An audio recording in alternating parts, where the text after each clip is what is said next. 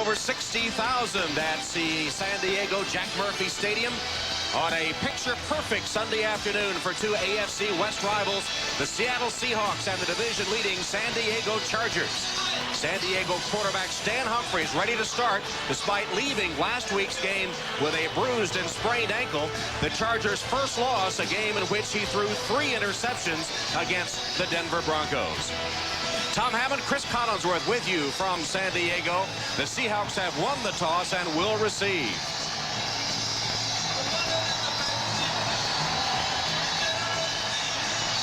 John Carney set to kick it off for the San Diego Chargers with Michael Bates and John Vaughn deep for the Seahawks, allowing over 16 yards per return, just second in the NFL. Vaughn from the 5. Vaughn got away from one man, cuts back and is all the way out to the 44-yard line, where a saving tackle is made by Darian Gordon, a 39-yard return. So Vaughn gets the Seahawks off in good shape. There is an injured player. San Diego Charger Rodney Harrison is down on the field back at about the 25-yard line. First and 10. So Seattle will have first possession. Their offense ranked 21st in the NFL. That offensive line is backed up. Blackshear starts, though he's injured. Rookie Kevin Mawai starts at right guard. Rick Mirer hitting 56% of his passes, and Warren 621 rushing yards. That's third in the AFC. Blades is the top receiver, caught 7, including 2 touchdowns in a loss at Kansas City last week. Green at tight end for the injured Farrell Edmonds. And on passing downs, Warren is the third wide receiver.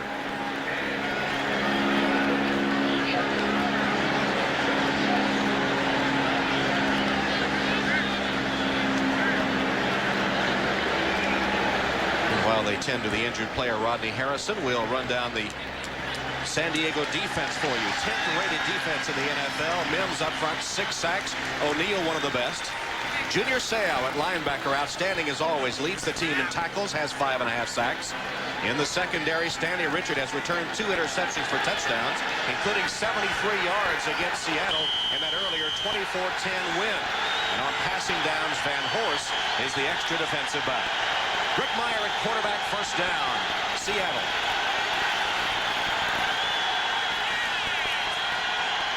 Blades in motion, and Mirer hands to Warren on first down. Bursts free from the line of scrimmage, a gain of 10 into San Diego territory to the 45-yard line, where Seau and Richard combined to stop him. And Tom, it's so important for Seattle to get off to a quick start in this ball game. They have been terrible in the first half of the last 3 ball games. Junior Seau just appeared to get lost in the crowd, couldn't find Chris Warren, and Warren did a nice job finding the hole. San Diego normally very tough to run against, but Chris Warren rips off 10 yards on the first play from scrimmage.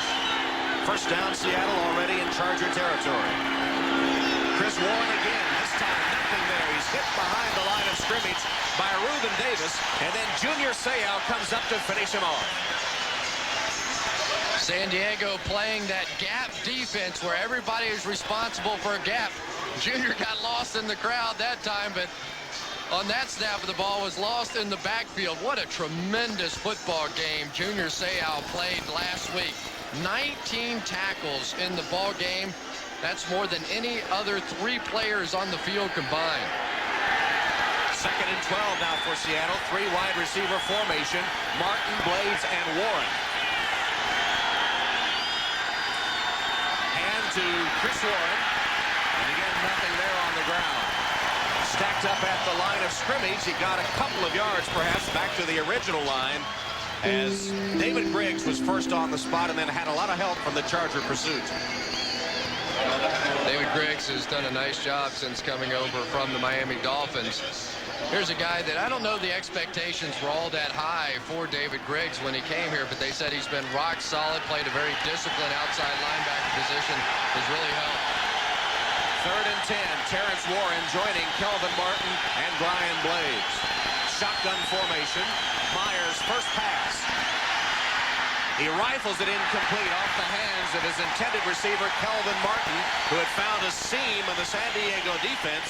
Sean Van Horst, the nickel back, was closest to him, but Martin had a chance to make the catch. It went off his hands. Tom, Seattle is just becoming all too predictable in their offense. They just constantly throw to their wide receivers. They have to come up with another weapon, a tight end, a running back, somewhere else to go. Over 60% of their passes are thrown to the wideouts. So the first punt of the game, Darian Gordon awaiting the kick by Rick Tootin. Calls for a fair catch and takes it at about the 8-yard line.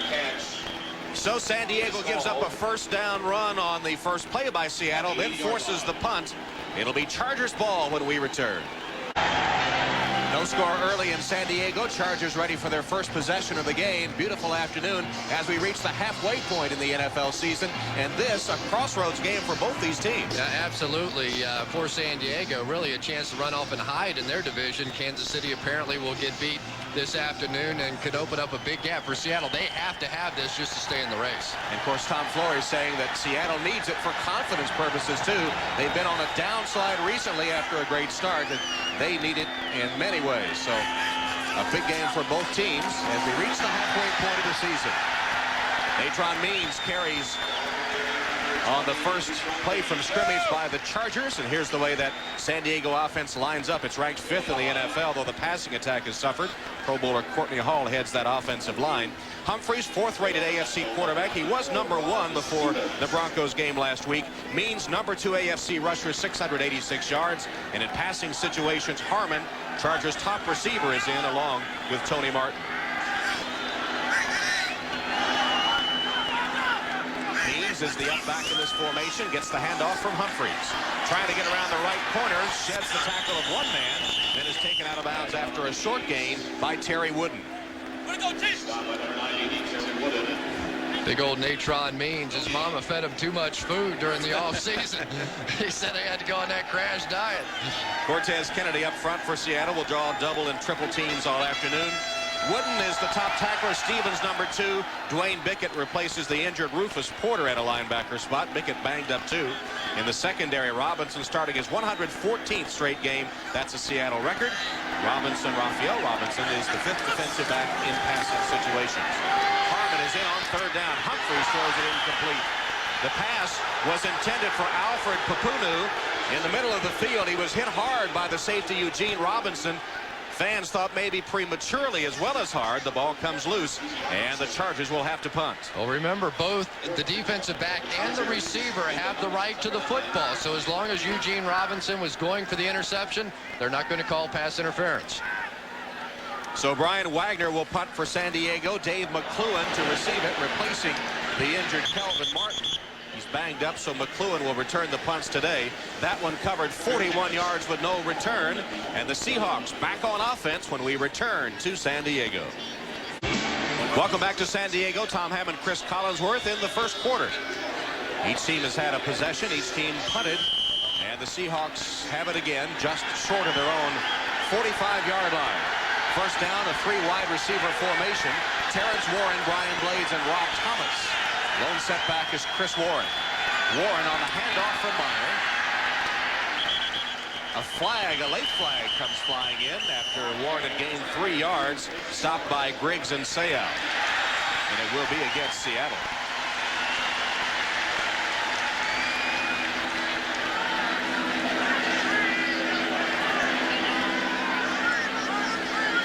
Ed Aculi is the holding referee. By the offense, number 75. 10-yard penalty, repeat first down. House Howard Ballard, the right tackle of the Seahawks, guilty of the hold. Junior Seau right here in charge in this gap defense of filling this hole. You'll see him moving in and out. Everybody has a gap responsibility. Ray Donaldson got a decent block on him, but the hold called. Had a long session yesterday when Junior explained that to you. I'm impressed. Meyer's pass looked like his arm might have been hit as he released. It's far over the head of the intended receiver, Kelvin Martin, as Reuben Davis was bearing down on Mirer. And Reuben Davis has certainly been a great free agent pickup. You see the huge brace there. He's had problems with his left elbow, but He's part of that 2 tons of fun defensive line. The defensive line was called the Border Patrol, but that didn't seem to be too politically correct. So just Sean Lee and Ruben Davis now 2 tons of fun. Well, 640 pounds to be exact. Close enough.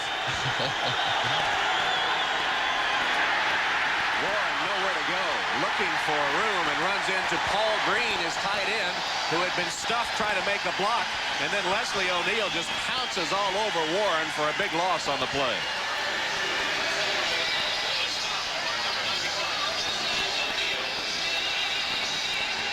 Leslie O'Neal, who has just been absolutely devastating, and I promise you Paul Green is not going to get him blocked today. Farrell Edmonds, the much better blocking tight end for Seattle, out with an injury. 3rd and 25 in this scoreless first quarter.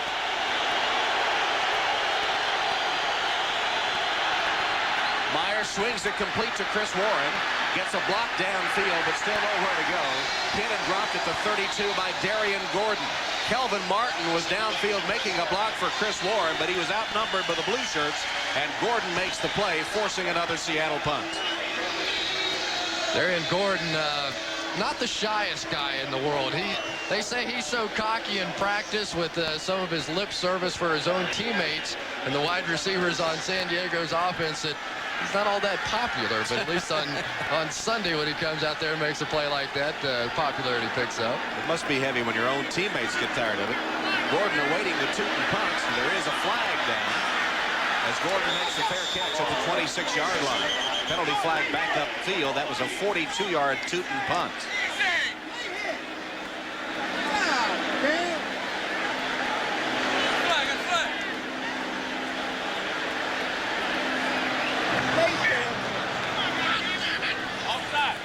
We'll determine the call here. First quarter in San Diego, no score. Tom, it was interesting before the ball game. They had the Kansas City Buffalo game up on the big screen, and all the players as they were warming up, all watching, and all these guys Offside cheering by the obviously for defense, Buffalo. numbers 25 and 37 lined up in the neutral zone. The penalty is declined. First down. So a neutral zone violation, the penalty declined, and San Diego will take over. 9:38 left, opening quarter. 9:38 left, first quarter in San Diego. Only 1 first down for 2 teams combined here, and the Chargers have gone 6 quarters now without scoring a touchdown. This is their 2nd possession of the game. Humphries wings it incomplete, intended for Papunu. The pass too wide. 2nd time he's gone for Papunu, and both incomplete. Let's go to New York now, where Greg Gumbel at NFL Live has an update. Greg? All right, Tom, in Indianapolis, Don Majkowski making his first start since early in the '92 season. Off the play action, 14 yards to Floyd Turner. It was a 7-0 Colt lead. They have intercepted Boomer Esiason and are threatening again in the first quarter. Tom? All right, Greg, and the Colts a Jekyll and Hyde team. How do you figure them? So Majkowski getting them on the board early. Here's Natron Means. Means takes it to the 30-yard line. Tackled there by Joe Nash of Seattle. Natron Means has been struggling a little bit with a turf toe, but well, I tell you, this guy just built so low to the ground. Kind of a back that Bill Parcells would love. Just gives you all that honest yardage. Never going to get caught in the backfield. Never going to lose yardage. Always plowing ahead. Had a chance to look at him down on the field. He is really built from the waist down. Just 22 years old. And having a tremendous season. Ronnie Harmon in on 3rd and 5. And Seattle caught offside. This is a free play. And Humphries can't complete the pass. Intended for Tony Martin. But the Seahawks were obviously offside.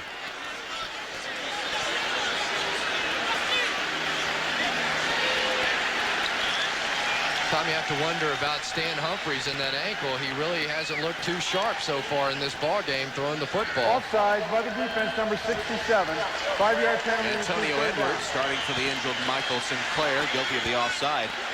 You're right, Chris. He does not look sharp here early, and as he goes, so do the Chargers. Oh, absolutely. Take a little timeout for a measurement. But last week against Denver, Stan Brock was driven back into him and stepped on his ankle. It's part bruise, part sprain, and talked to Stan last night on the telephone. He said it's really not a problem. It's about 90%, a little unstable, but he didn't think it'd be a problem for the ball game today. But anytime you come out with that type of an injury and it's just nagging at you a little bit, especially for a quarterback or a pitcher or someone whose timing has to be there throwing the ball, you just have to wonder how long it'll take him to get back in sync. He didn't miss any practice, but as we said, is not sharp here Number in the early 72 going. reports eligible. 72 reports Just eligible. a little less than a yard short of the first down after the penalty. So third down, about a yard for the Chargers. Steve Hendrickson is in as a blocking back for Means. Means tripped up behind the line of scrimmage, fell forward, and it'll be close. Penetration from Antonio Edwards, who was guilty of the offside before, made the play in the backfield. Antonio Edwards, who has really become a much bigger factor for this Seattle defense because of some injuries to Mike Sinclair. And that penetration, they just give the ball back to Seattle's offense. Big play by the 8th round draft choice out of Valdosta State. Another measurement, and it is short. So Edwards cost them 5 yards on a penalty, then makes a big third down play, and Bobby Ross sends his punting team out. Brian Wagner will punt it. As for the second time, the Seahawks have held the Chargers without a first down. And I guarantee you, Tom Flores is happy to see this out of his defensive unit. They were embarrassed last week against the Kansas City Chiefs, allowing 477 yards of offense and 38 points. That was the most allowed in the last 75 games by this Seattle Seahawks defense. In is the long snapper who gets it to Wagner. And Dave McClellan backpedals, takes it at the 9, or excuse me, the 14. And got a pretty good return out of it. He's across the 15 to the 16-yard line. 51-yard boot, then McClellan brought it back 11. Well, next Sunday, NBC Sports presents an action-packed NFL doubleheader. It all starts at 12:30 Eastern Time with NFL Live. Then most of you will see Dan Marino and the Dolphins against Marshall Faulk, the exciting rookie of the Indianapolis Colts. Some of you will see these Chargers go on the road to face Andre Rison and the Atlanta Falcons. Then game 2 of the doubleheader. These are the games coming your way.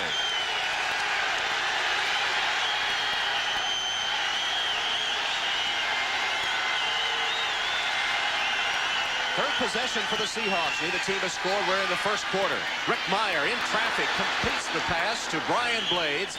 Blades, of course, is the top target for Rick Mirer. That is his 42nd reception of the season. He's immediately hit by Gordon, Carrington, and Griggs, but hangs on for the Seahawk first down. Blades has always played well against the San Diego Chargers. Has 4 career 100-yard games against this team. Told us yesterday his career goals were to catch 400 balls and over 5,000 yards in his NFL career. Well, this afternoon he's liable to do that and have to reshuffle those goals. New goals are forthcoming.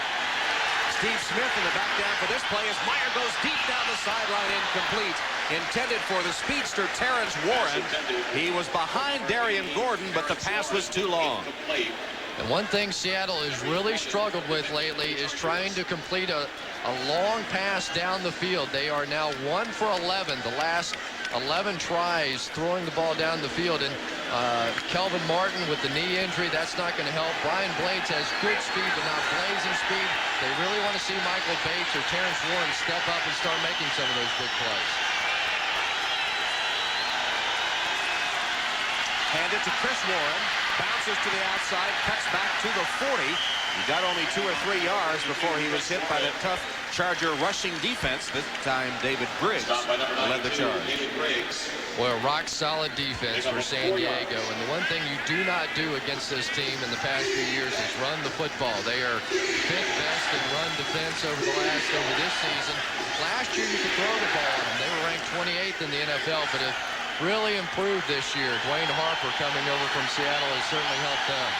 Blades to the right, Martin and Warren to the left as the Seahawks look to convert their first third down. Mirer will run, goes one-on-one with Gordon, and dives for the first down. Let's see if he got it. Mirer, the ball carrier. Boy, I love to see a quarterback do that. Instead of just doing the hook slide on third down, important situation, lower your shoulder, lower your head, try to pick up the first down. Big tough guy in Rick Mirer. And he got the first down. He and Darian Gordon went one-on-one, and Mirer won the battle. No question about it. Rick Mirer out on the corner, knew he had an opportunity to run the football here. If you hook slide, you don't make it. Puts his head down and overruns Darian Gordon. Probably outweighs Gordon by about 40 pounds. So first down, Seahawks. Pitch to Cris Ward, who dropped the ball, then got it back. He saved the turnover, but it will be a loss on the play. And turnovers, specifically takeaways for Seattle, had been a sore point. When they were starting well, playing well, they led the NFL in turnover margin, and now just an average team +2 coming into the game. And Tom Flores knows this football team absolutely has to get the short field. They have to get the cheap points on the board. They're not a dominating offense by any means, and turnovers certainly have been the death of them lately. Avoid the turnover there, but now in a hole. Mirer to Warren. Swing pass. Warren hurdles one man and then is out of bounds, forced out by Darian Gordon. And Tom, that's some of what I talked about earlier in the game. They are trying to find other weapons on the Seattle offense. Brian Blades and Kelvin Martin and Cris Warren. When Rick Mirer drops back to pass, you know one of those three guys is going to get the football. They have to work with the Paul Green, Tracy Johnson, Steve Smith's a fine receiving fullback. They need to get a little more diversified with their passing game. Wild game at Giant Stadium today in overtime. Detroit beats New York 28-25. From the gun on third down, Mirer wings it downfield right behind Blades, who made a lunge at it but couldn't connect. Covered by Carrington, and the Seahawks will have to punt once again. It was Warren, the intended receiver. Well, with the injury to Kelvin Martin, now the burden falls to Terrence Warren. This was a nice pass by Rick Mirer, a little bit behind, but certainly a play he needs to make. That would have been a first down. Rick Tootin to punt once again to Darian Gordon. 5:05 left in the first quarter. Scoreless. Nice kick by Tootin. Gordon backpedals to his 3-yard line. Tries to turn the corner, got away from one tackler, and then ridden down at the 14-yard line. Surprised he fielded it that deep. It was a 54-yard punt. I told you he was cocky. Trying to set an NFL record. There's a flag down. After the 54-yard punt, he had a 10-yard return, but also a penalty against the Chargers. Now that decision is going to cost this team about 13 yards of offense. Instead of starting on the 20, they're going to end up starting somewhere around the 5-yard line. 54 yards. Darian Gordon was a little slow getting up as well. I don't know if he was shaken up or just afraid to go to the sideline. I used to be a punt returner. Sometimes you do lose track of where you are, but you're supposed to plant those heels on the 10-yard line and not move backwards. By the receiving team, number 25. There was a post-possession foul during the kick. It's enforced from the end of the kick. Half the distance to the goal, first down. Half the distance penalty. Sean Van Horst guilty of the hold. 4:52 left in the first quarter. Things not going well so far for Ross Flores and their team. No score first quarter. Cortez Kennedy and the Seattle defense has San Diego backed up after an ill-advised fielding of the punt and then a Charger penalty, and the ball spotted at the 2-yard line. It's been a game of field position won by Seattle so far, though they've been unable to take advantage of it with any points on the board. And Cortez very honest in his assessment of last week's game. He said we just simply were embarrassing. He couldn't believe that a Seattle team that always plays well on defense could give up that number of yards. Humphries sends Jefferson in motion. And hands to Means. Flag down as Means makes it only to the 5-yard line. Gain of 3. Penalty marker on the play. Illegal shift against the Chargers. That would put it at the 1 if they take the penalty. Boy, what is the matter with San Diego's offense? They have just been horrible lately. You have to remember, this is an offense that is third in scoring in the National Football League behind only Dallas and San Francisco at 26 points a game. Illegal motion by the offense, number 80, moving forward at the snap. The penalty is declined, brings up second down. Sharon Jefferson with that reversing motion was guilty of the infraction. It's declined. There's only been a 1-yard penalty back to the 1. Instead, they'll take the play gain to the 5 and make it second down.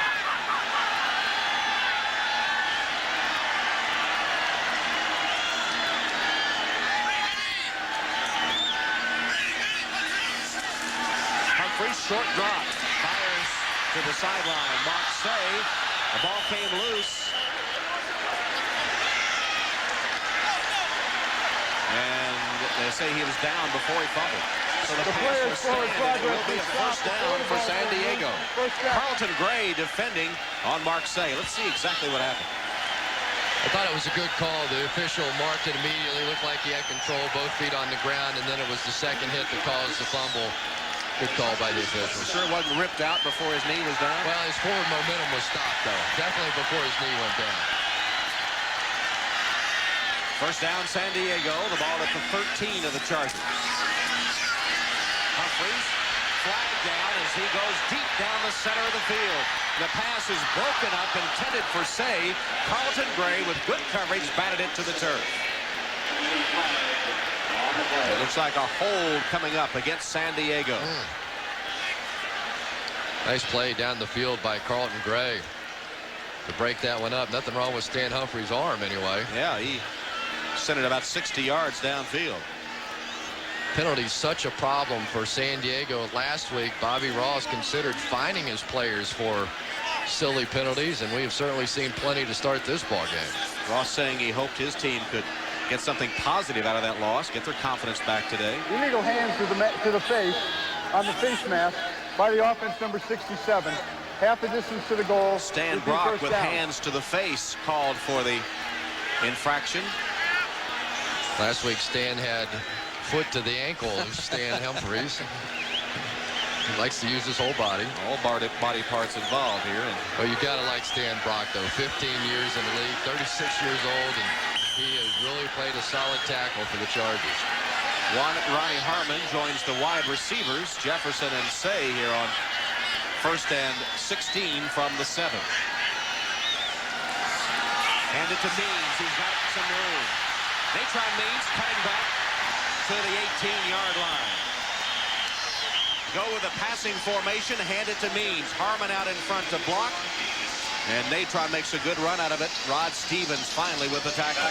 You would think a guy that weighs 240 pounds couldn't stop on a dime like this guy does. Dwayne Bickett, number 50, is going to come up and think he's got him. Boom, stop, cut right behind him, and pick up about 5 more yards. Incredibly nifty for a man his size. 6 carries, 25 yards so far. It's 2nd and 5. Again, Means with a cutback. Dropped for a gain of a yard to the 20 by Sam Adams, the rookie first-round draft choice from Texas A&M. San Diego's going to have to prove, though, that they can throw the football and create a threat throwing the football. They have not been able to do it the last few games. 1 touchdown pass by Stan Humphries in the last 4 games. That after just simply running away with the various quarterback ratings the NFL has in the first 3 weeks. Terry Brown is the 5th defensive back for Seattle. San Diego is 0 for 2 in third down conversion. Humphries' pass is incomplete, intended for Ronnie Harmon.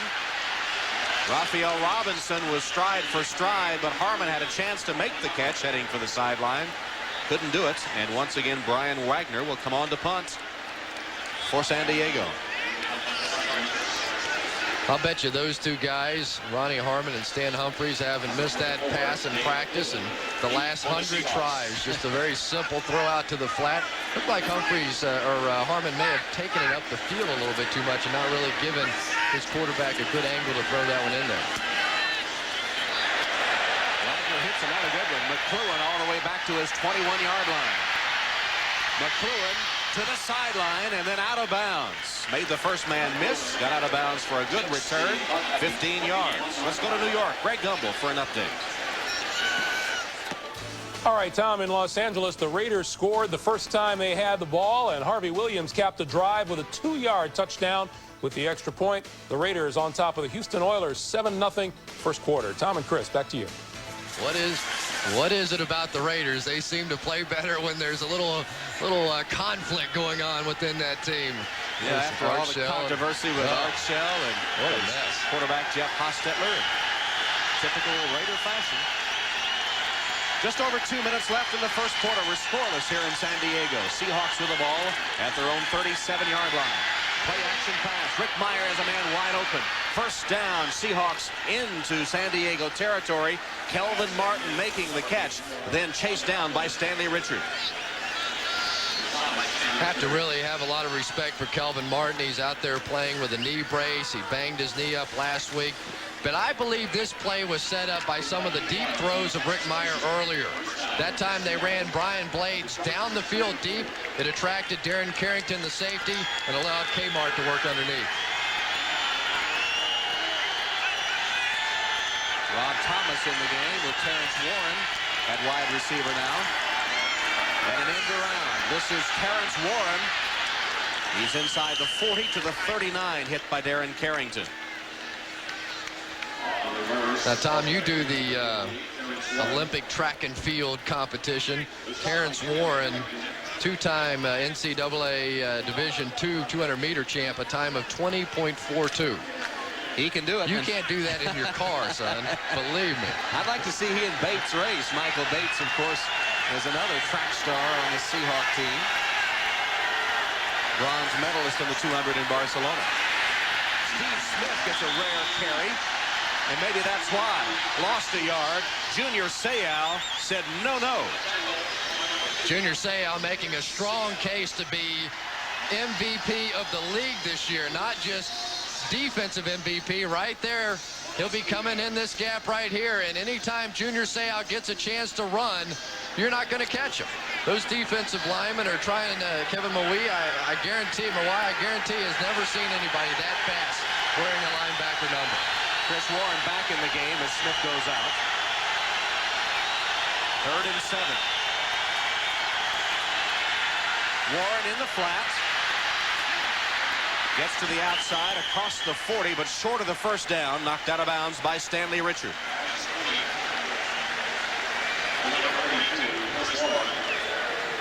It'll be 4th down, and Seattle will have a chance again to back San Diego up.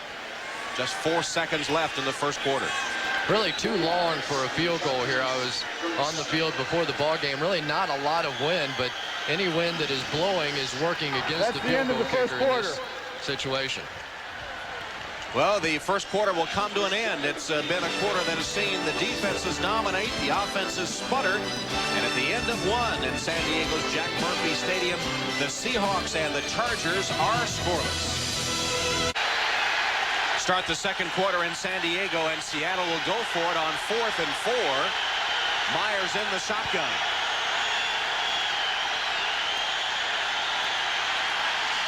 Quick pass complete to Brian Blades. Blades tackled inside the 25 to the 24-yard line by Sean Van Horst and Darren Carrington. But Rick Mirer on 4th and 4 rifled it for a first down catch to Brian Blades. I really like Brian Blades as a receiver, a very clever guy, knows how to find a hole, pushes up the field, comes back to the ball, makes it a nice, easy throw for his quarterback. You think of wide receivers as being a cocky sort, but Brian Blades, quiet, doesn't say much, just does a lot on the field, lets his play do his talking. Mirer pumps once, nothing there. Runs into the official and is tackled for a loss of a yard. Leslie O'Neal shed the official and collapsed Rick Mirer. Hazard pay for the guys in stripes. They're alive. They're part of the field. I thought if Rick Mirer had stayed with this one a little longer, he might have had a chance. And I guarantee the umpire really wishes he had stayed with it a little longer. So I don't get paid enough to do this. We should have gone on strike. Again, a big defensive play puts the Seahawks in a hole. Neil Jarrett was the umpire trying to get out of the way. It's 2nd and 12. Chris Warren. Flag down as Warren gets back to the original line of scrimmage. Junior Seau wrapped him up. Umpire said, "I'll show you guys." Revenge is his. Run me over. I think he was aiming that flag at Leslie O'Neal, too. Just to hit him on top of the head one time. There was no foul on the play. The player was in on the tackle, no holding. Third down. Say what? He was in on the tackle, so no holding? Well, he may have taken a little shot to the head, too. Yeah, you never know that. You know, sometimes you get hit with one of those helmets. Those cobwebs still flying. So it is third and a little less than 11. 6 defensive backs on for the Chargers.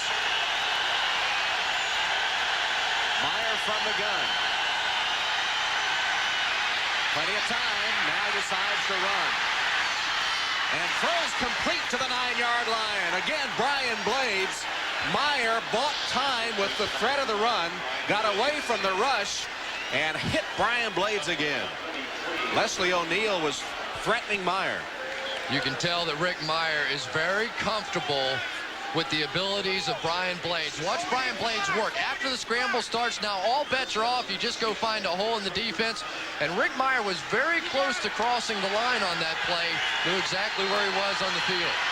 Boy, heads-up play by Blades and Mirer. First and goal, Seattle. Cris Warren for the touchdown.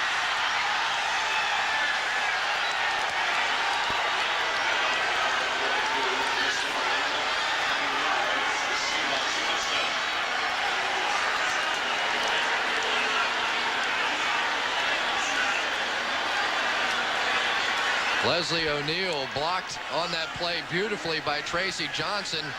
Also looked like Sean Lee got so much penetration up the field. Number 98, he took that inside gap and ran himself right out of the play. And then Cris Warren did the rest, running over Harper and Richard for the score. John Casey will try to add the extra point. That was a pretty drive by the Seahawks with clutch play by Mirer and Blades, giving them the opportunity. Casey puts it up and through. So the Seattle Seahawks marked 73 yards for the first score of the game. A 9-yard Warren TD drive, 7-0. With producer David Michaels, director Larry Cavallina, Tom Hammond, Chris Collinsworth in San Diego. Tom Flores and the Seahawks have taken a 7-0 lead. Some in Seattle have criticized Flores for not being demonstrative enough on the sideline. And when they scored the touchdown, what was his reaction? A little tame little clap. But he told us that last year on a touchdown, he celebrated by raising his arms high in the air and tore his rotator cuff. That's why he's not more demonstrative. Andre Coleman, a yard deep. Made 2 miss, made 3 miss. Cuts back and is to the 29-yard line. Nice return by Coleman. Tom, getting back to Tom Flores and what you were talking about, a lot of people in Seattle feel that he just doesn't yell at his team enough. He's such an easygoing guy, and he believes in staying calm and using his brain on the field, and they want to see him go out and do a little Lombardi action. One reporter even suggested he wear a Vince Lombardi mask this Halloween, but it's simply not his style. That's not the way he's going to do it. It's not the way he did it when he won a world championship with the Raiders. He's going to go about his business. As you see the other scores, including that big Buffalo rout of Kansas City, which was appreciated here in San Diego. Stan Humphries has his man. Wide open, Tony Martin has a first down reception. Carlton Gray gave him plenty of cushion, and Humphries took advantage of it.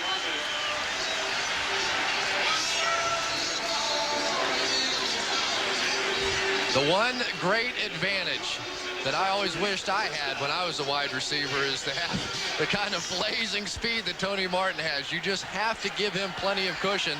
That time Seattle playing well back. First down San Diego at their own 42-yard line, trailing 7-0. Natron Means, gain of 4 to the 45-yard line, where he's hit by Cortez Kennedy and others. Number 96, Cortez Kennedy. Cortez Kennedy, who is not having one of his better years, working against a great one in Courtney Hall. Milenchik also coming over there, but you're just simply not going to blow the big guy off the ball. And He was embarrassed the way this team played a week ago against Kansas City. You expected him to come back and play a big game today. Says he doesn't mind the double teams, the triple teams, as long as his teammates get the job done. Humphries chased and sacked. Big play made by Terry Wooden on a linebacker blitz to get Stan Humphries. Terry Wooden is just having a sensational year. Didn't play very well last week. Had his string of 4 straight games of 10 or more tackles snapped. He was fired up to come out here today, and this has been what we've seen out of San Diego's offense. Denver last week gave him fits with the blitz. That time Seattle came after him. Have to remember the lack of mobility because of the ankle sprain to Stan Humphries. Expect more of that out of Seattle today. 3rd and 20. San Diego is 0 for 3 on 3rd down conversions. Humphries has time. His pass way over the head of Ronnie Harmon, his intended receiver, and the boos rain down on Stan Humphries from the sellout crowd. Great pass protection that time by his offensive line. They had only 3 men out in the pattern, and they were all covered. You see that ball was missed clearly by 3 or 4 yards. Well, Humphries has had a subpar game a week ago, and the first half here has not been up to snuff, although the sack not necessarily his fault. He was fairly immobile, as Cris says.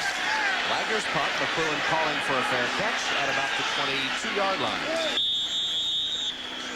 Punt covered 45 yards with no return. 10:45 left, first half. Seahawks up. Seattle leading San Diego 7-0. The Chargers facing 3 straight games on the road and a must-win here. And perhaps the doubt starting to creep in after winning 6 in a row. And Bobby Ross was saying to us yesterday, maybe they're starting to believe if they're for real or not. That's why they needed to win today. They trail 7-0. Carlester Crumpler in a tight end for Seattle this time. Forced into action with the injury to Farrell Edmonds. Play action pass. Mirer runs away from trouble and sidearms it incomplete, intended for Crumpler. Incomplete pass. It'll be 2nd and 10, giving us a chance to go back to Greg Gumbel at NFL Live. All right, Tom, in a Mile High Stadium in Denver, John Elway on the run around the right side. When he finds trouble, he just tosses a little 1-yard TD pass to Jerry Evans. Matt Stover has a field goal for Cleveland. In the second quarter, the Broncos lead the Browns 7-3, Tom. All right, Greg, and 7-0 here, and a lot of questions about the Browns if they are for real. Like the Chargers, they are 6-1 entering play today. Rick Mirer calls a timeout immediately when he got to the line of scrimmage, as the play clock was already down to 5 seconds before he even had a chance to set his lineup. So the Seahawks take their first timeout. They lead the Chargers 7-0. Welcome back to San Diego. Seattle leading 7-0. Rick Mirer having to call a timeout with only 10 men on the field. Now has his full complement for 2nd and 10. Dropped by Crumpler. Wow. The rookie from East Carolina won't get more chances for that. That's 2 in a row that he hasn't been able to handle. David Griggs was covering. Well, now I'm beginning to understand why Rick Mirer only throws to Kelvin Martin and Brian Blades and Chris Warren.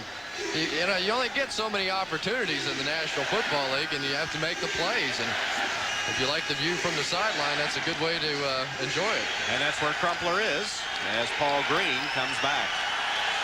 It's 3rd and 10 from the 23. Mirer in the gun. They've converted 2 of 6 on 3rd down.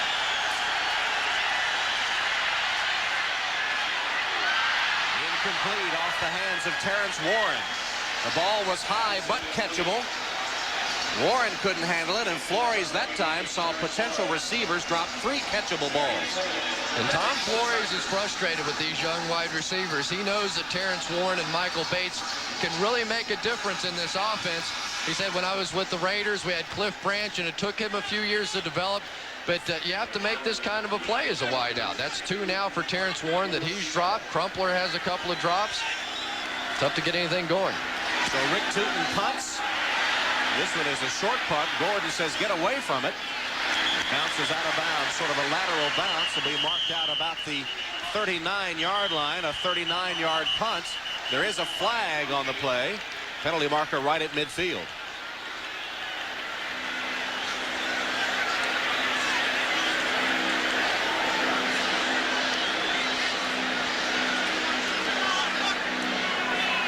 It'll be against Seattle. Only a 39-yard punt. Chargers may choose to decline it. Let's see. They just tack it right on. Well, maybe they will. Personal foul by the kicking team after the play was over. Unnecessary roughness number 94. 15 yards, first down. So it was after the play. It will be added on. Rod Stevens, unnecessary roughness, and a costly penalty. It'll spot the football in Seahawk territory at the 45-yard line. Chargers' best opportunity so far. And they have to create right here.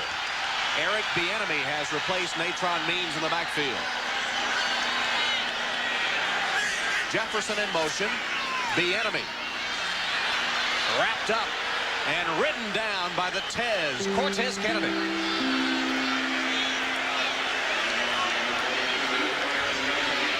That time Seattle coming out with an 8-man front, allowing Cortez Kennedy to get some penetration.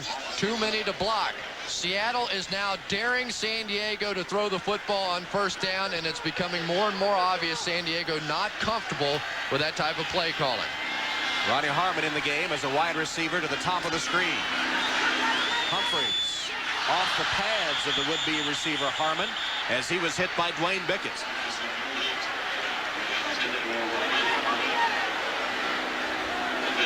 "26 yards so far today against that 142-yard rushing average, primarily Means. The Chargers actually haven't done anything on the air or the ground. And they really have to create a threat throwing the football. When you watch the game films of San Diego the last couple of games, the last thing you want to do is let Natron Means do. They're looking at a dime defense, 6 defensive backs. Flag down. Humphries pass. Harmon with a great one-handed grab to the Seahawk 20, where he's tackled by Eugene Robinson. Let's check the penalty.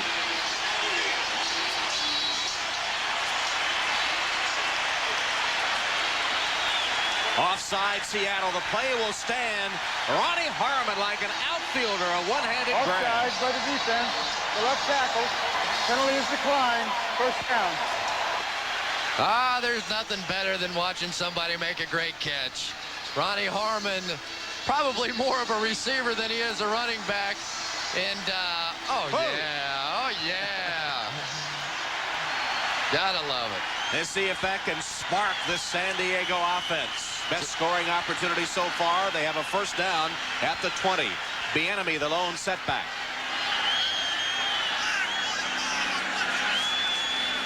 It is Bieniemy. Gain of 3, maybe 4 yards.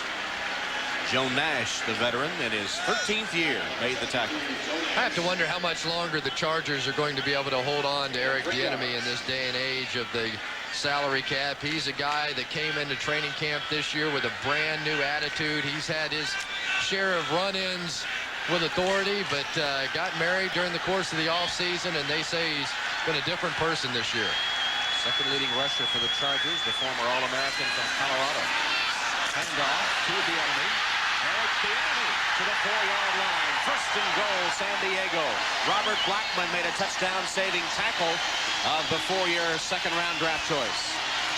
The interesting thing about Bieniemy is that he's actually averaging more yards per carry than is Natron Means, 4.5 to 4.6.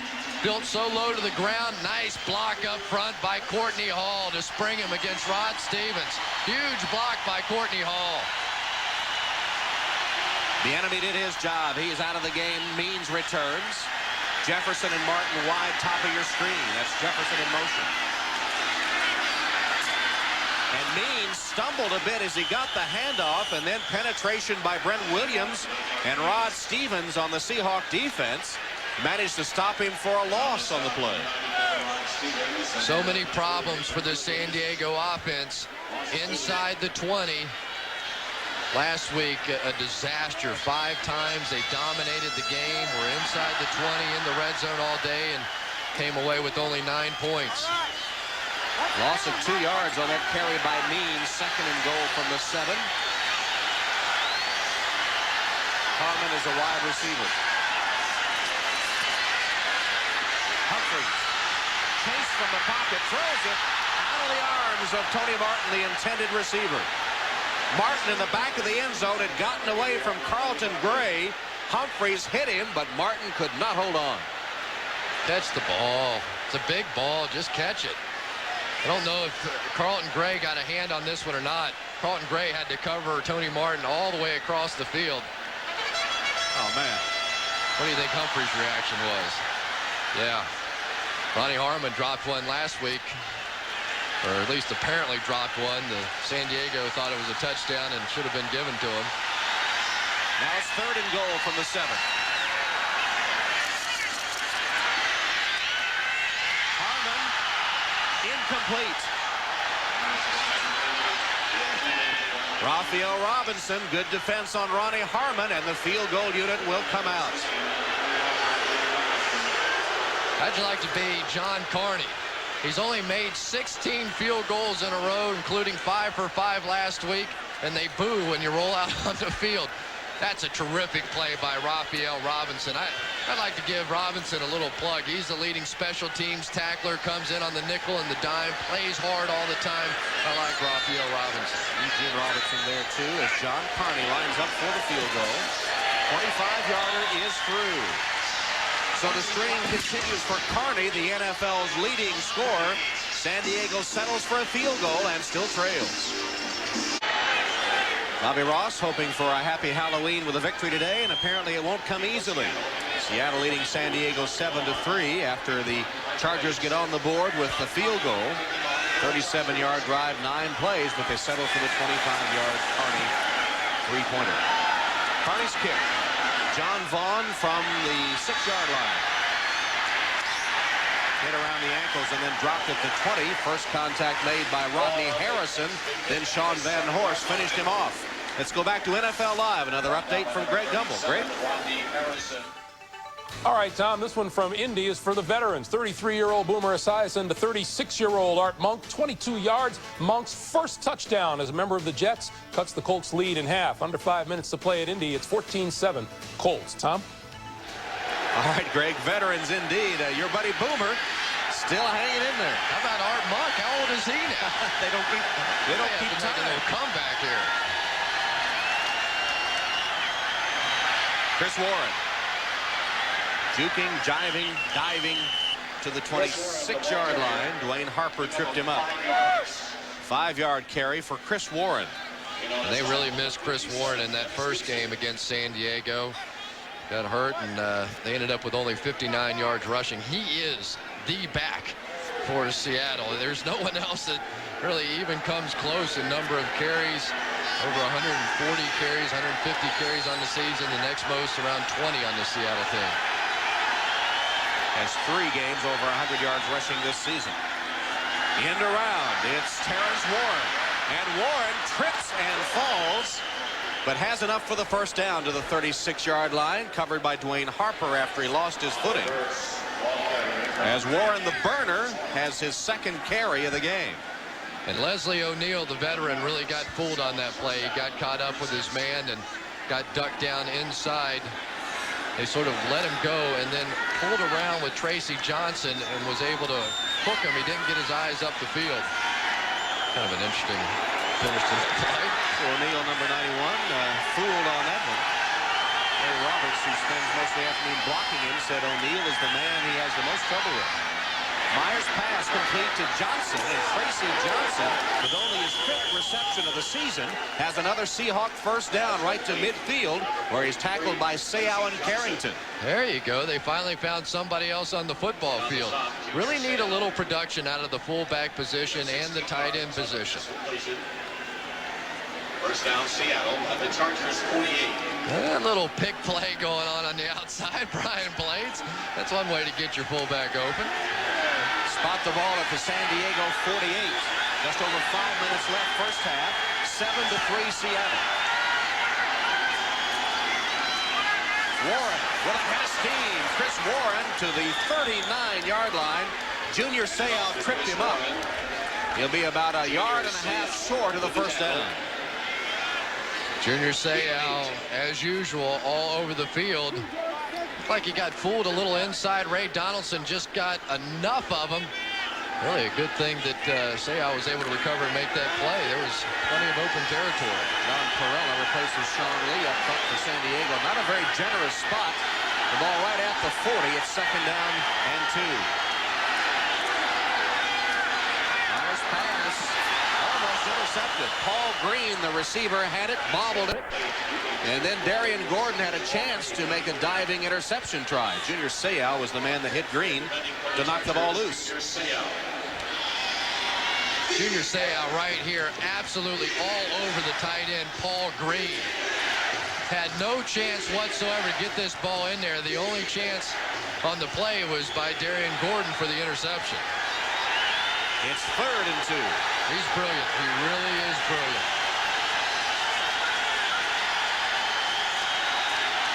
Warren, good blocking up front. They pound ahead against that tough rushing defense. John Perella made the tackle, but not until Warren is very close to that first down marker. Ruben Davis, such a huge load in there, and Ray Donaldson, the veteran, is going to have his hands full all day, but that time Donaldson at least able to get a stalemate and give Chris Warren just enough room to at least get close to the first down. Again, it looked like he had it, and then the spot makes it iffy, so they'll call the chains in to measure. Warren not feeling his greatest, trying to shake it off. Might be a foot short as we eyeball it from the booth here. No, less than that. Just a matter of inches short. Flores already has made one fourth down try and succeeded today. It helped lead to the Seahawks touchdown. I wonder if they're going to leave Chris Warren in the ball game. He's clearly limping in the huddle. I'm not sure he wants to be in the football game, but it's a huge situation. They're going to leave him in. Steve Smith had already come on the field, but now goes back off.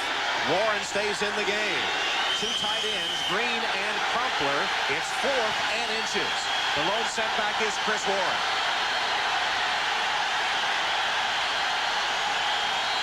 Mirer on the sneak. Thrown back by the center of the defense. Forward progress will determine it. Perella, Davis, Seau all right there, and now fight. And there's big Ray Roberts trying to protect his quarterback again, just like he did in the Raider game earlier this season. You better not mess around with Rick Mirer. Boy, 2 tons of fun inside, though. There's about at least 1 ton of fun. And Junior Seau firmly believes they didn't get it. Looks like Ruben Davis, who we've been talking about, he was right in the middle of that melee. Looked like he may have been bent backwards as the scrum occurred.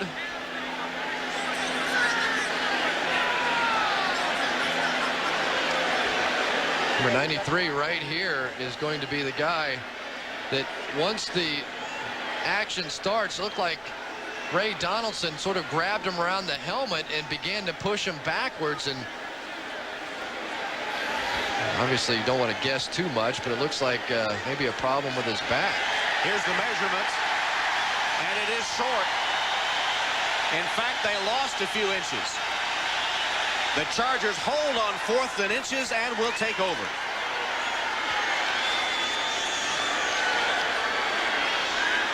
Junior Seau guessed absolutely correctly on that play. He guessed quarterback sneak from Rick Mirer and just exploded into the gap. He took a running start, didn't he? Seau right here. Just going to come in there and timed it perfectly and ran right into Rick Mirer. No progress. Chris Warren tried to give him a little push, and he knew it. He knew it.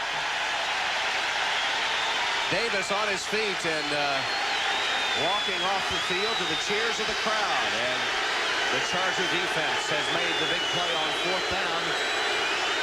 And now try to get that offense untracked. 7-3 Seattle. Seau made the play. And the crowd with the Ruben call.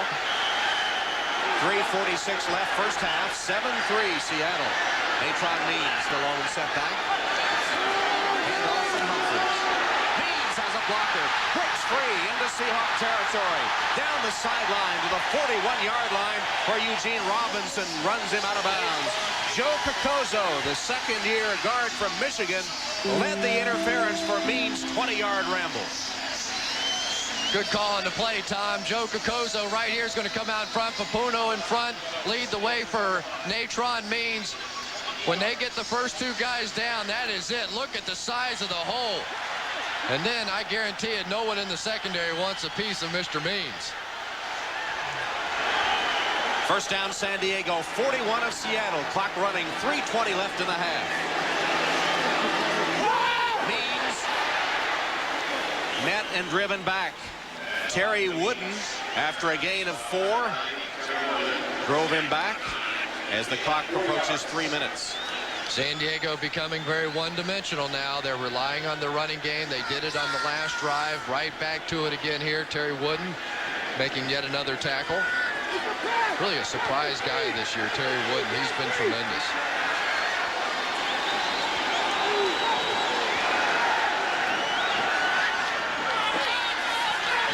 Play action. Humphries has his tight end Young. Dwayne Young has a first down at the 22-yard line of the Seahawks. Carlton Gray got him out of bounds.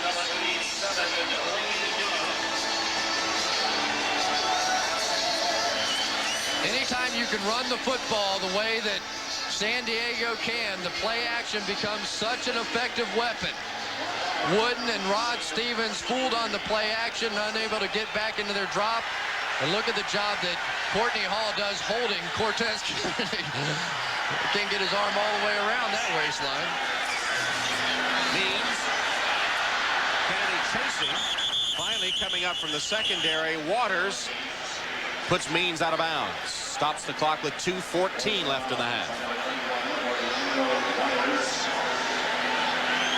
Courtney Hall would never admit to it, but if they don't call it, it ain't holding. That's the lesson I've learned been talking to offensive linemen in the National Football League. If you don't see that little yellow thing, it ain't holding. 2nd and 9 for the Charger offense. High formation. Means is the tailback. Gets the handoff. Nothing there. Cortez Kennedy met him. Rod Stevens was there too. And it'll be 3rd and long. We'll take a timeout for the 2-minute warning in San Diego, where the Seahawks lead the Chargers 7-3. At 1:55. Rusty Tillman, the defensive coordinator for the Seahawks, needs to check those armbands and come up with a little pressure here. That's where San Diego's had their problems. 6 defensive backs in the game now on 3rd and 9.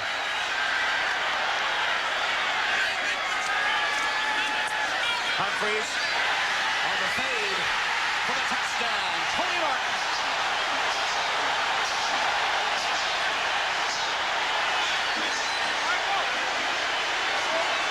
No one's made a call, really.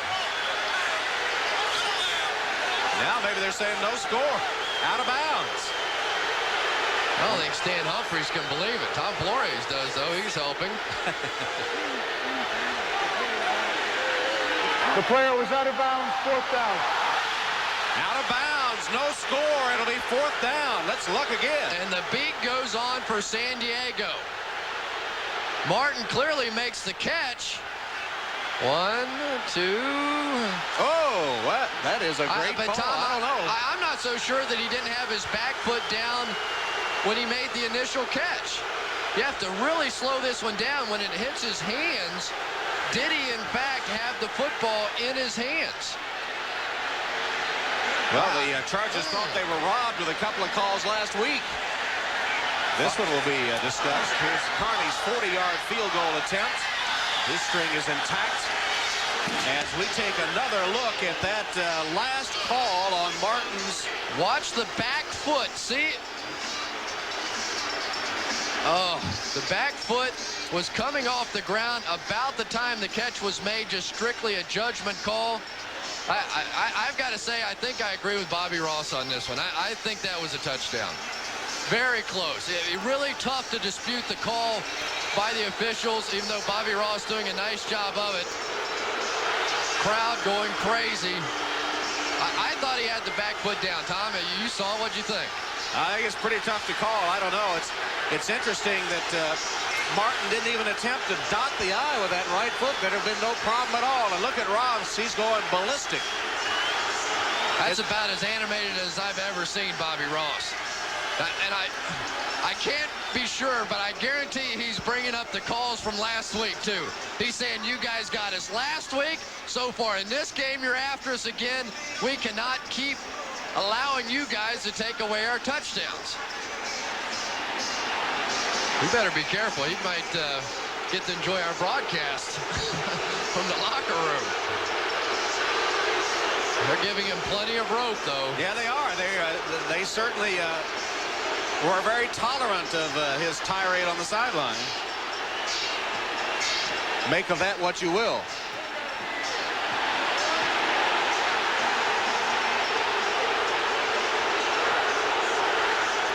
Bates and Vaughn awaiting the kick. 1:45 left in the half. Wow. I thought Tony Martin had scored. But they say no. From the 3, John Vaughn. To the 18. 11-yard return by Vaughn. Here we go again. Third time. Let's look at it. The back foot is going to be the key right in here. See if that back foot is still on the ground when the catch is made. The official gets backed up right there. Right there it is. You see it right there, the ball, the catch, and the foot on the ground. Are you I sure think that's a touchdown. You sure he had possession then? It looked like a clean catch. You can't see it clearly from there, but it looked like a clean catch. I think that's a touchdown. Chris Warren on the handoff. And Warren with some room to the 30, fumbles the football. And the Chargers have recovered. Darian Gordon for San Diego. And the defense makes a big play again.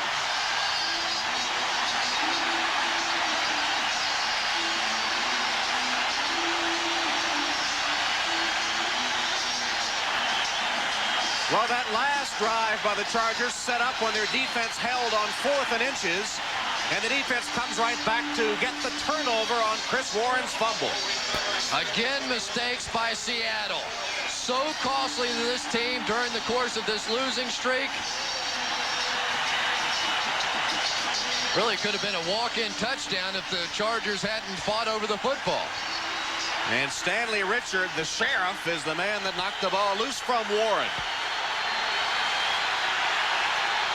First down, San Diego from the 23 of Seattle. They trail 7-6. Only one passing touchdown. That string has now reached 18 quarters. Here's the screen to Hammond. Got a block to the sideline and out of bounds after a gain of 8. What a weapon Ronnie Harmon is.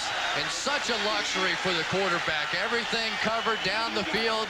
You let your eyes drop back down, and all of a sudden there's sweet number 33 staring you in the face.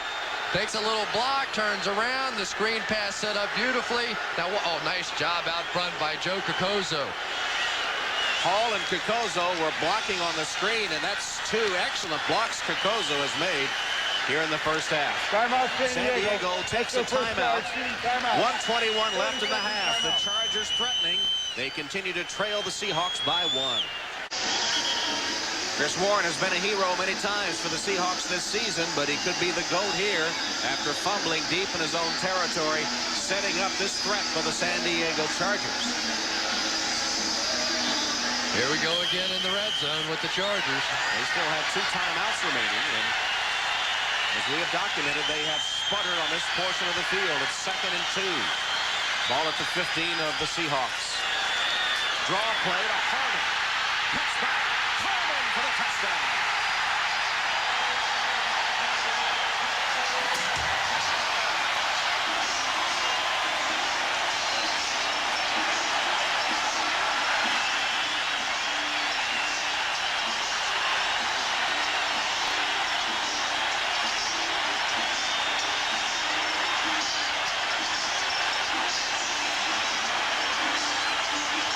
No doubts this time as Ronnie Harmon carries it across the goal line, and the Chargers will go for a 2-point conversion. And all eyes will be on Ronnie Harmon once again. It looks like Seattle's going to be forced to take a timeout. It surprised them. Chargers going for the 2-point conversion to make it a 7-point margin. The card. And Bobby Ross, the Chargers coach, has a card that he carries with him. He got it from Jerry Claiborne when he was an assistant to Claiborne at Maryland, then succeeded him as head coach with the Terrapins, and he still has it to this day. A laminated card he carries with him that gives you the formula for whether or not you go for 2 in certain situations. He said, everybody must be getting that card nowadays. He said, I can watch a game, look at the card, and know what they're going to do. I bet you he had this situation memorized, though. 12-7, go ahead and go for 2 and try and go up a touchdown. Ronnie Harmon has more receptions than any other running back in the National Football League over the last 3 years. And here proves that when gets a chance to run the ball, can do a little shaking and juking as well. Boy, did Ronnie Harmon want that end zone. That's his first touchdown of the season, running or receiving. The big guy, Stan Brock, with a turnout block, and then the dive. Meanwhile, just up the interstate at the Coliseum, Billy Joe Tolliver has scored to tie the Oilers and the Raiders 7-7. Jefferson, Martin, Say, 3 wide receivers. The Chargers going for 2.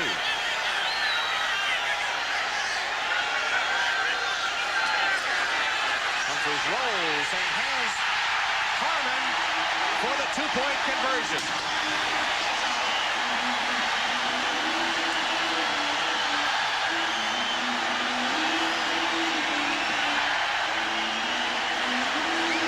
So Ronnie Harmon does it all for the Chargers. He scores the touchdown on a run and takes a pass for the 2-point conversion. Great pick play on the outside. Ronnie Harmon is going to come in short motion. Eugene Blackman will try to get there. Mark Say running for the corner, but his job was purely to pick Eugene Robinson. Love the play design here. No question, San Diego has practiced this as their 2-point play. Beautifully executed.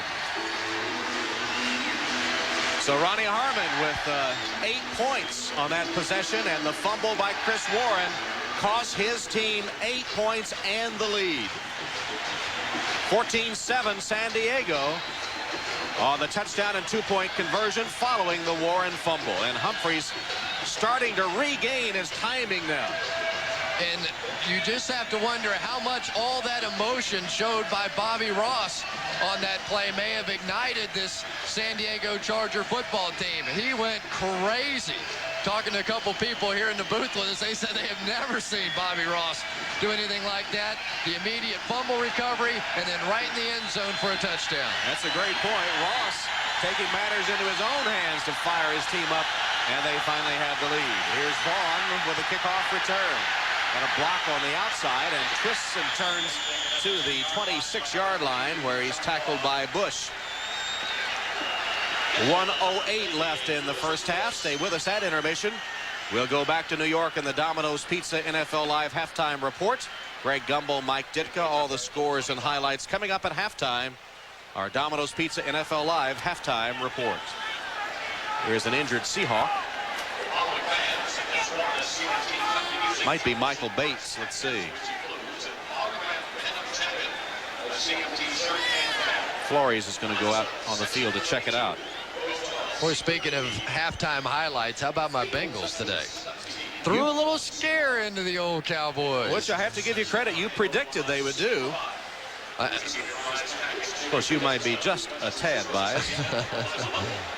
See if we can figure out what happened here. Michael Bates making a block. Trying to make a block.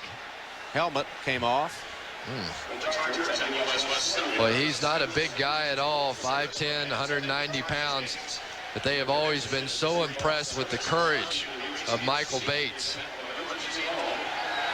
Some question as to whether or not he would truly be able to put on the pads and go about all that is physically needed to be a football player.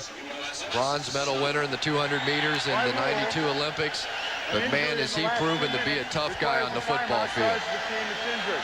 This is therefore a timeout. Up in a sitting position, which is a good sign.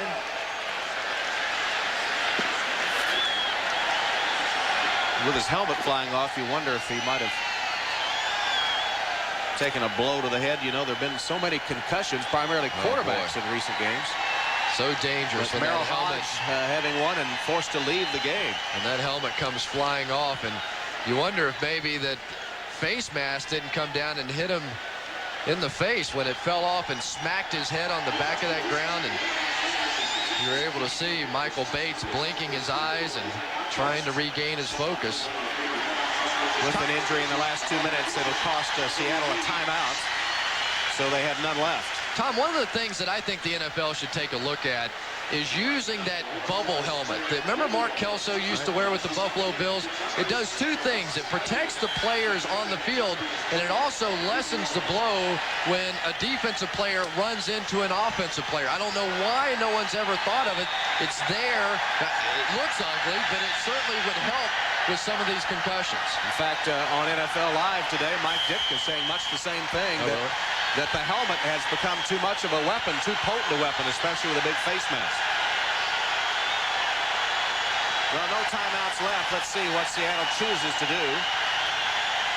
Handed back to Warren, who has a hole up the middle, and Cris Warren all the way to the 46-yard line. San Diego must have been expecting the pass. They go to Warren, who rips off a 21-yard run before Dwayne Harper can chase him down. Hurry up for the Seahawks. May stay with this running game. They had the dime defense in. Meyer's pass batted right back in his face. Stops the clock at 46. Remember, Seattle out of timeouts. Such a huge difference in your strategy. It's like another potential hold there. You see Mirer following the ball. It went the other way. Wow. Kevin Mawai with a little bit of a takedown. It's such different strategy now when you're able to move out from the shadow of your own goalpost.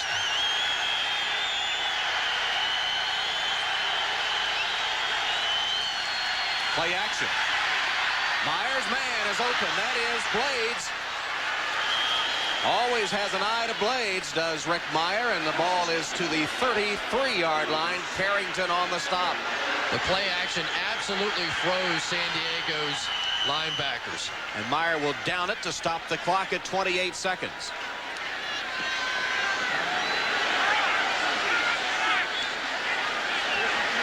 Ball spotted at the 33-yard line. Watch the linebackers here. They overreact to the play fake and then no one to play that middle zone defense. Brian Blades snatching that ball down out of the air, anticipating the hit. Fun to watch him play wide receiver. 28 seconds left.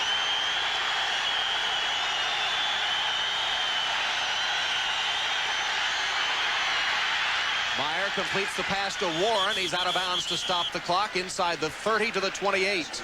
Van Horst ran him out. 22 seconds left. Chris Mims forced Mirer out of the pocket, but he found Warren. John Casey, his long field goal this year, 49 yards. In his career, though, 5 for 8, over 50 yards, so plenty of leg. They're well inside his range now. It would be a 45-yarder from here.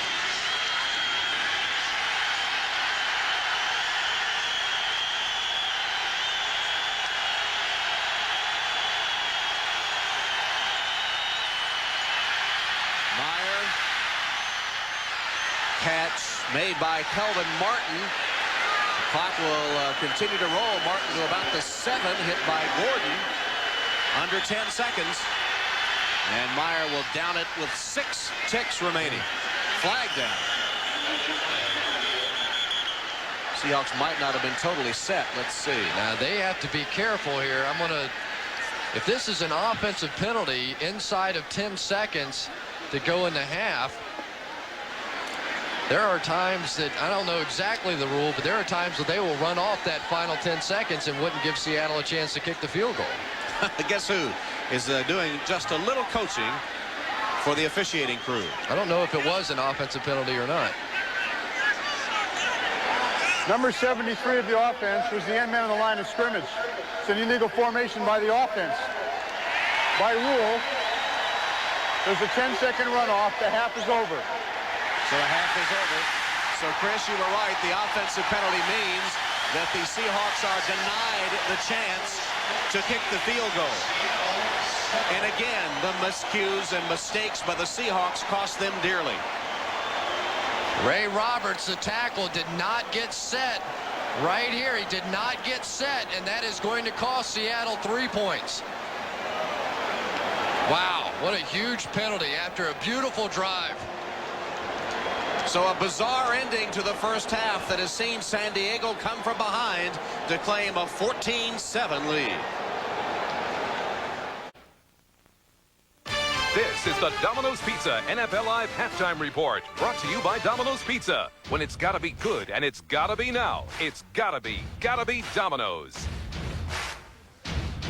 Welcome back, everyone. Those of you who have been watching the game between the Seahawks and the Chargers, along with Mike Ditka, I'm Greg Gumbel. We have the scores and the highlights for you, and let's run them down, beginning with the game in Foxborough, where the Patriots at halftime are trailing the Miami Dolphins by a score of 13-3, and not the game that we expected, certainly not the explosive game that these two teams played at the start of the season, but Miami leads it by a score of 13-3, a couple of Stoyanovich field goals and a Byers touchdown.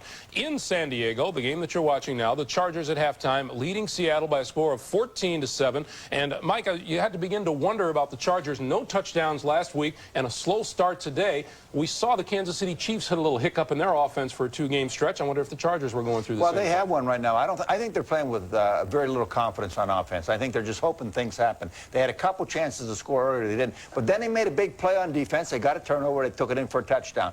And that's what they have to do. I think they're going to have to be an opportunistic team. I don't think they're just going to go out and power people off the field. They're going to have to take advantage of the other team's mistakes. Yeah, Natron Means is having his usual game, 13 carries, 53 yards so far today, and Ronnie Harmon a 15-yard TD run for the Chargers. The lone touchdown for Seattle, Chris Warren a 9-yard run. In Denver, Browns and the Broncos have gone to the third quarter now, and Denver looking for a second straight win, leading the Browns by a score of 14-6. John Elway has thrown a touchdown pass, and Leonard Russell has run 1 yard for a TD. In Indianapolis, the Colts and the Jets have started the third quarter with the Colts leading it 14-10. Don Majkowski on and starting at quarterback for the Colts today has thrown 2 touchdown passes, 14 and a 3-yarder, and the Colts lead it by 4. In Los Angeles, the Raiders and the Oilers have gone to the third quarter, and they are tied at 7. The Oilers pulled even before halftime on Billy Joe Tolliver's scramble from 6 yards out,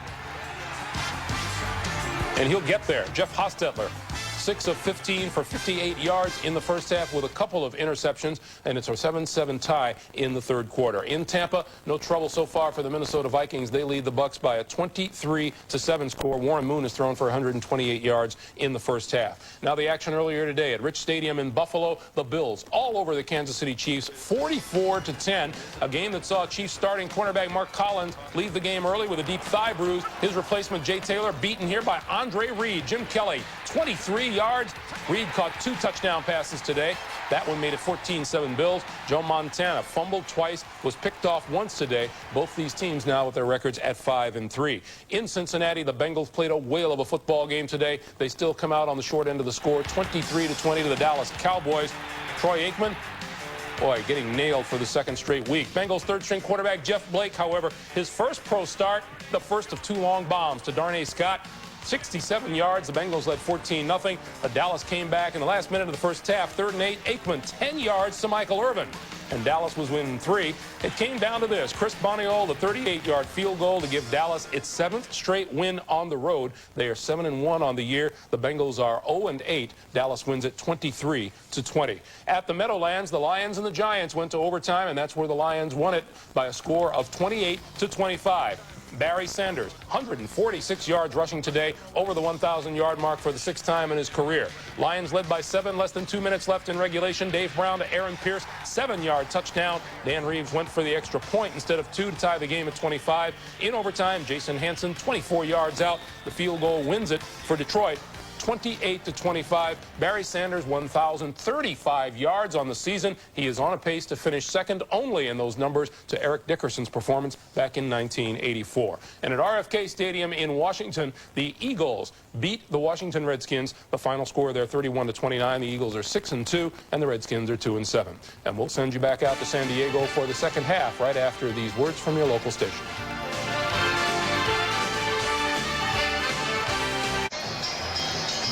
Halftime, San Diego's Jack Murphy Stadium, 14-7. The Chargers coming from behind to take the halftime lead.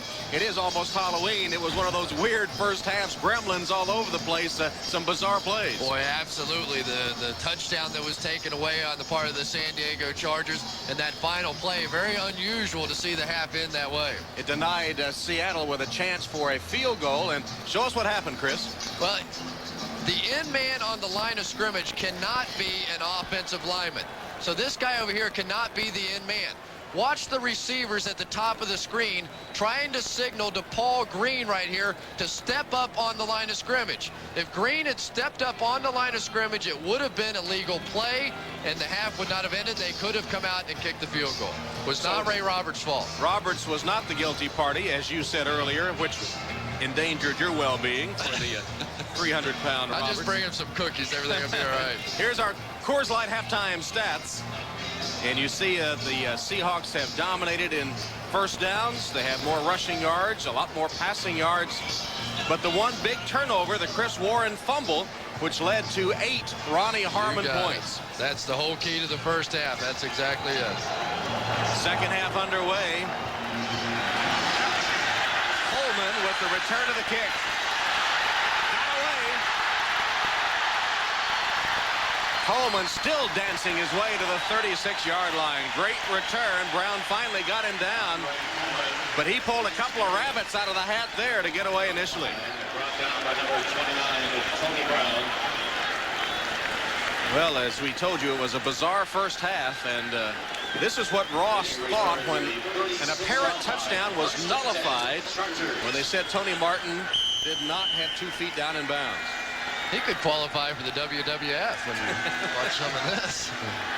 You made a great point, though. You said you thought that this tirade by Bobby Ross helped fire his team up. They immediately caused the turnover and took it in for 8 points. Humphries with a first down pass. He swings it complete to Means. Natron stood up and tackled for no gain on the play. Terry Wooden played that one beautifully, and he took on the big running back head-to-head and drove him backwards. That's a phenomenal play for a linebacker. Natron Means, we talked about his ability to run in the open field, and Terry Wooden played this exactly perfectly. Just going to stand his ground. Let Means make all the moves he wants, stand his ground, and then make the play, wait for help. Sinclair or Stevens comes over to clean it up. Well, that was textbook. It's 2nd and 10. Play action from Humphries. He has his man, Papunu. Out of bounds at midfield. First down, San Diego. Dwayne Bickett had the coverage and couldn't prevent the reception by the 250-pound H-back. You know, Papunu is a heck of a receiver in college. 93 receptions as a senior at Weber State, the 4th most in NCAA history, so he's very comfortable when that ball's in the air. Born in Tonga, all Big Sky at Weber State. In fact, was 1 AA All-American.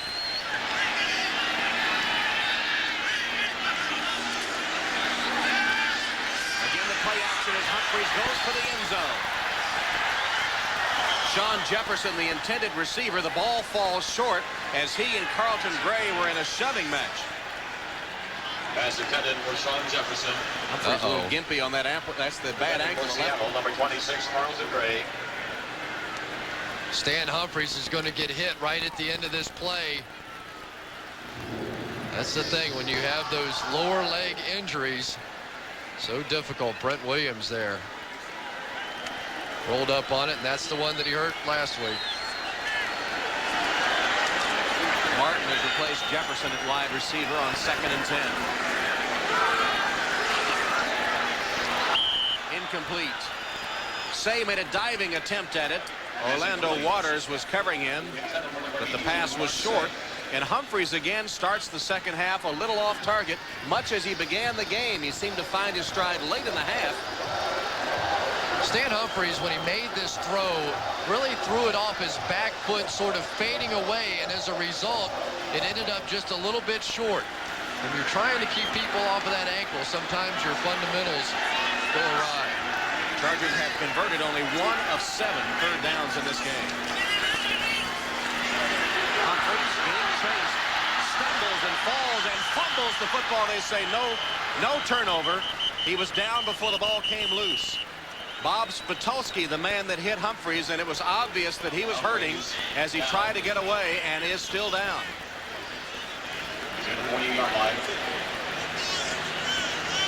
Wow, you hate to see this. Just hate to see it. Such a tough, competitive guy. He's writhing in pain. Humphries' career has been marred by injury. Had that shoulder injury last year that... Wow. Wow. See if we can pick up exactly what happens. Scrambles out of the pocket. And then, you know what I think happened, Tom? I think when he put that left arm down on the ground, that's when he injured himself. Watch the left arm. Goes down. Don't know. At best, you hope for a hyperextended elbow, but doesn't look like it. The backup, of course, is Gail Gilbert, who was called into action against the Broncos last week. First time he had played quarterback since 1990. Gilbert spent 3 years with the Seahawks. Started a couple of games for them.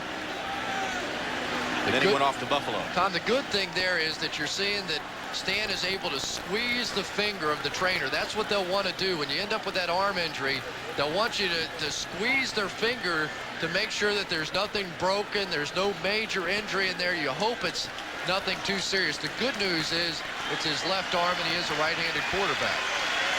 Bad news is that baby still hurts.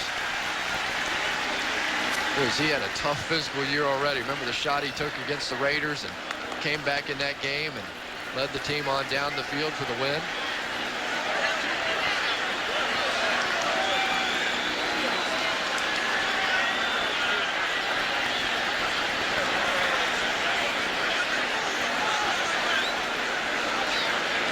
Against the Raiders in week 4 of this season, wearing their throwback uniforms. They're going to take a shot right in the back of the knee, threw an interception to give the Raiders the lead in that one, and then came back, obviously, and led his team on down the field when no one expected Stan Humphries back in the ballgame. 4th down, Brian Wagner sends it downfield to McClure and makes a fair catch at about the 11-yard line. So they tend to the injured Humphries. A 48-yard punt has Seattle backed up. Welcome back to San Diego. We'll see if there's a shift in momentum after Stan Humphries was shaken up on the last Charger possession. Seattle with the ball deep in their own territory. Delayed handoff to Chris Warren. Bursts free up the middle, cuts to the outside, and fumbles the football.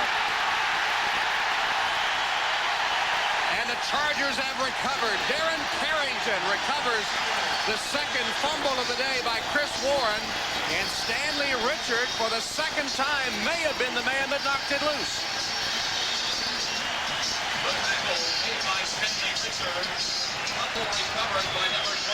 It happened so late in the play. Number 24, Stanley Richard, is simply going to punch this ball out from behind.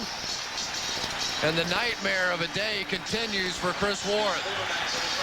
This is the second time Richard has caused the fumble by Warren.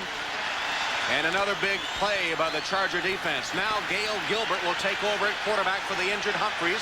He's been taken off the field. The preliminary diagnosis, a dislocated left elbow. Gilbert played last week against the Broncos. Means with a convoy. Matron to the 25-yard line. Gain of 12. Robert Blackman with a tackle.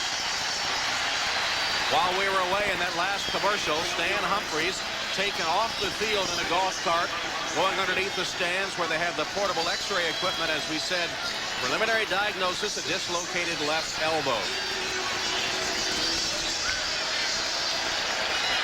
As his left arm hit the ground, the pain began. Last week, Gilbert was 2 of 6 through the air. First down, Chargers from the 25. Again, it's Matron Means. Passes to the outside. Flanks his way down for a gain of 8. Means now over 70 yards rushing on the afternoon. Chris Warren with another costly fumble. Let's go to New York and Greg Gumbel. All right, Tom, in New England, the NFL's leading touchdown passer, Dan Marino, throws his 18th of the season, a 7-yarder to Keith Byers. Not at all like the first game between these two, to Bill Parcells' chagrin. 20-3 Dolphins, Tom. All right, Greg, and here the Chargers threatening to add to their lead. 2nd and 2 from the 17 of Seattle. Means, the workhorse, is to the 15 and beyond. It'll be a first down, San Diego. Cortez Kennedy stopped Means. Brett Williams got a piece as well, but not until he had gained the 2 yards needed. And Chris Warren again. His first fumble cost them 8 points. And San Diego threatening to take this fumble in as well. But Tom, Gail Gilbert, who's in at quarterback now, played only 2 games in 5 years with the Buffalo Bills. Came in last week, had a chance to drive his team down for the winning points. Did not look very effective at all.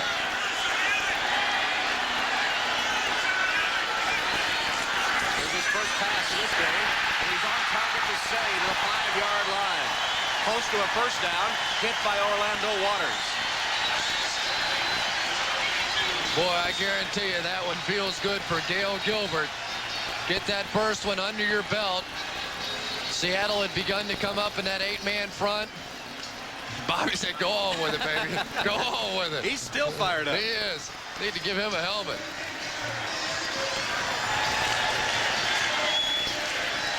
Close enough that they will measure.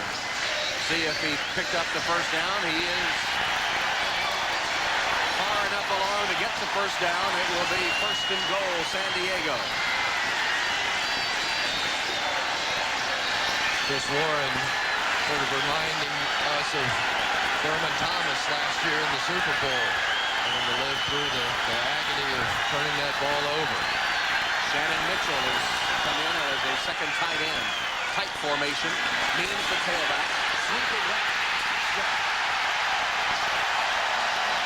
The 9th touchdown of the season for Natron. Some call him Neutron Means.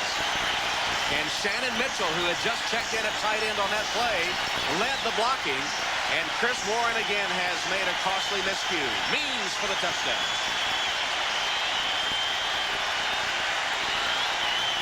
Tom Flores now doing what Marv Levy should have done with Thurman Thomas last year, and that's trying to calm him down. No question, Chris Warren's the man.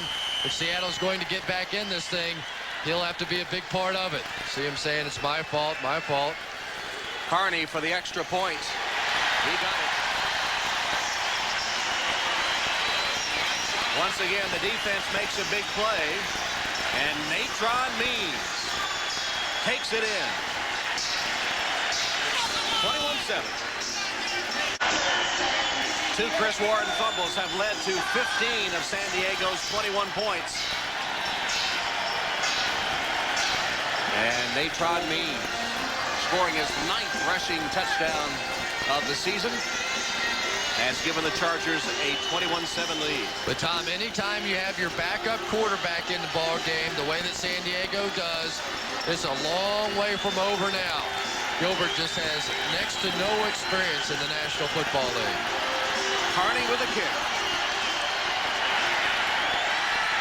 And John Vaughn will down it in the end zone. Carney boomed that one for the touchback. Natron Means on the counter OT. Everybody blocks down here. Bring the guard, bring the tackle around, and lead that big 240-pound man through the hole. About as well executed as you could possibly do it. The 2 blockers in front picking up the proper men, sealing the hole for Means, who waltzes into the end zone. That is beautiful. Nice shot from the end zone, too, huh? Yep. Seahawks trying to regain their shaken confidence now, and they'll fake it to Warren as Mirer goes up top, and he has it complete to Kelvin Martin. He makes a tough catch over the middle in traffic, then pays for it with a hit from Stanley Richard, but holds on for the Seattle first down. Yeah, Tom, there are a lot of guys who could run 4-3, run 4-4, the way that these Seattle receivers can do it, but I love to watch Brian Blades and Kelvin Martin catch the football over the middle. So tough, and that's what I love to watch in big league National Football League wide receivers.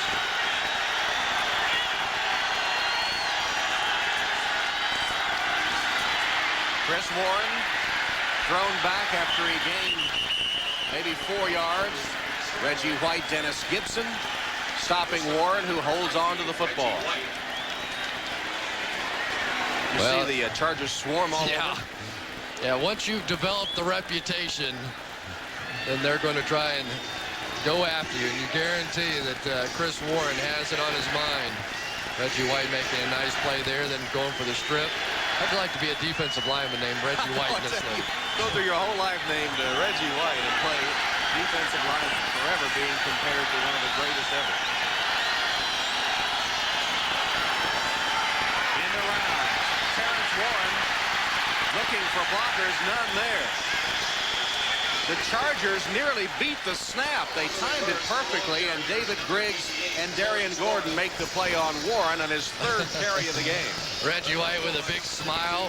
He doesn't have to worry about all the double teams the other guy has to concern himself with.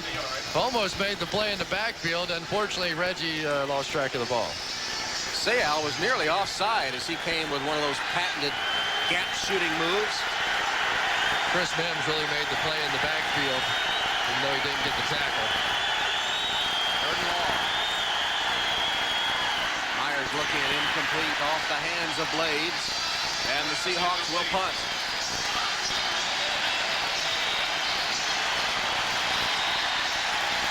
Well, maybe even Seattle confused about this Reggie White. They're going to double team him here and get a little push. Not too bad.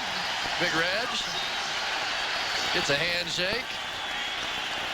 Not bad for a 6th-round pick to be able to play on this very good defense. From Baltimore, Maryland.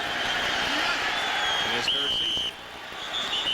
Flags fly, and they blow that punt dead before it gets underway. Those defensive linemen are just handsome people, aren't they? You kind of look at those guys, and they're all happy. They're all good-natured. You just try to protect False your start own well-being. prior to the snap by the offense, number 94. 5-yard penalty, remains 4th down. Stevens guilty of the infraction, a 5-yard step off on Rod Stevens and the Seahawks. Correction, it was number 90. Whoop, number 90. Hold the phone. It was Terry Wood. I've seen some of those defensive linemen you say are so handsome that don't need a mask tomorrow night. This one won't count either. You might have thought that David Michaels and Larry Cavallina had up a replay. Not so. Before it was blown ready for play. There was no play, no kick. It still is 4th down. Okay, okay. We'll get it right this time. Pretty well sums it up. Number 21. Yeah. Gordon, the team for the Chargers.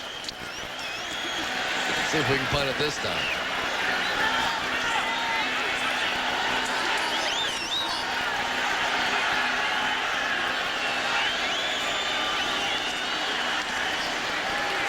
Systems go on this one as Gordon once again retreats inside his 10 and then elects not to field this one. Reaches the end zone for the touchback. 62 yards, but they'll subtract 20 of that on the touchback in a 21-7 game. Gail Gilbert operating with a 21-7 lead, still in at quarterback. Stan Humphries leaving the game with the dislocated left elbow, the preliminary diagnosis.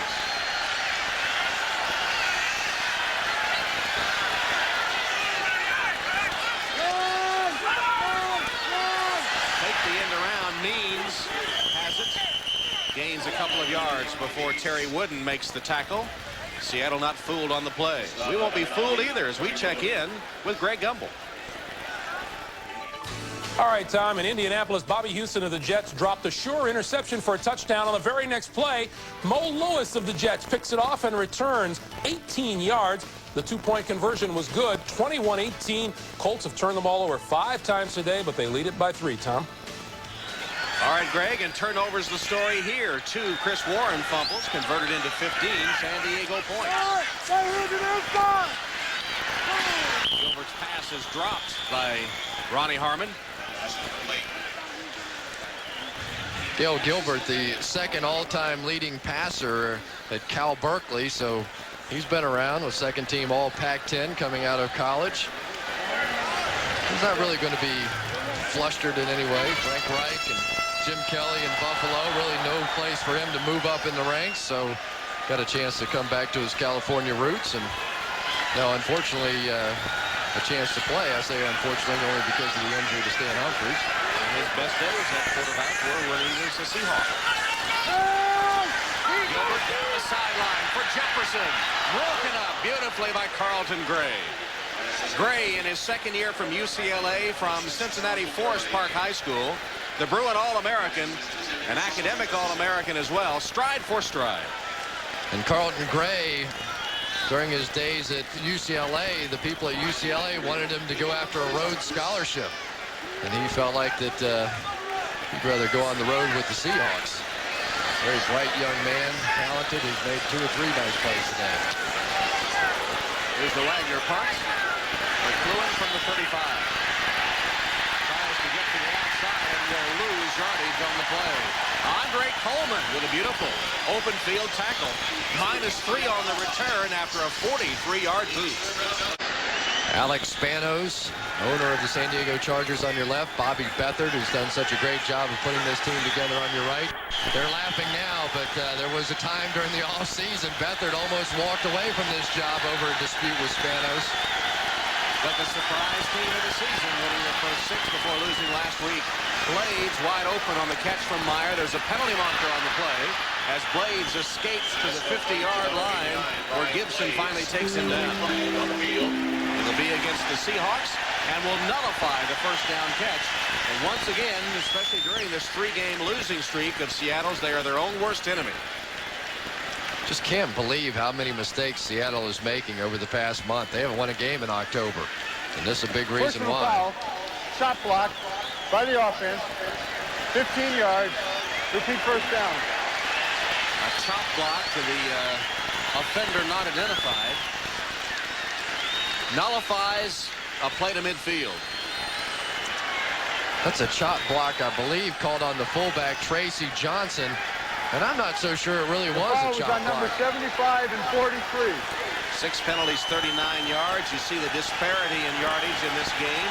That and the turnovers and other mental miscues have been the Seahawks undoing. Not even counting the penalty that nullified a chip shot field goal attempt at the end of the half. Meyer's pass is incomplete, intended for tight end Paul Green. Intended for number 87, Paul Green.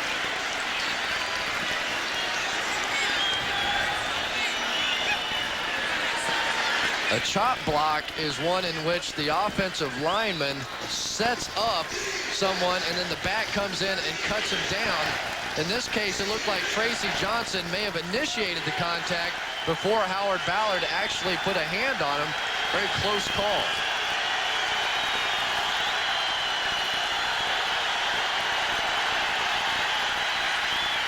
Meyer swings it complete to Tracy Johnson. Ducked under the first would-be tackler and then is finished off at about the 24-yard line by Leslie O'Neal and Dwayne Harper. So difficult when you get in those second down and 25. You almost have completely blown your opportunity now for a drive, down 14 points. Seattle needs to take full advantage. The one place there has been a consistent hole in this San Diego secondary has been right over the ball, some of the crossing routes.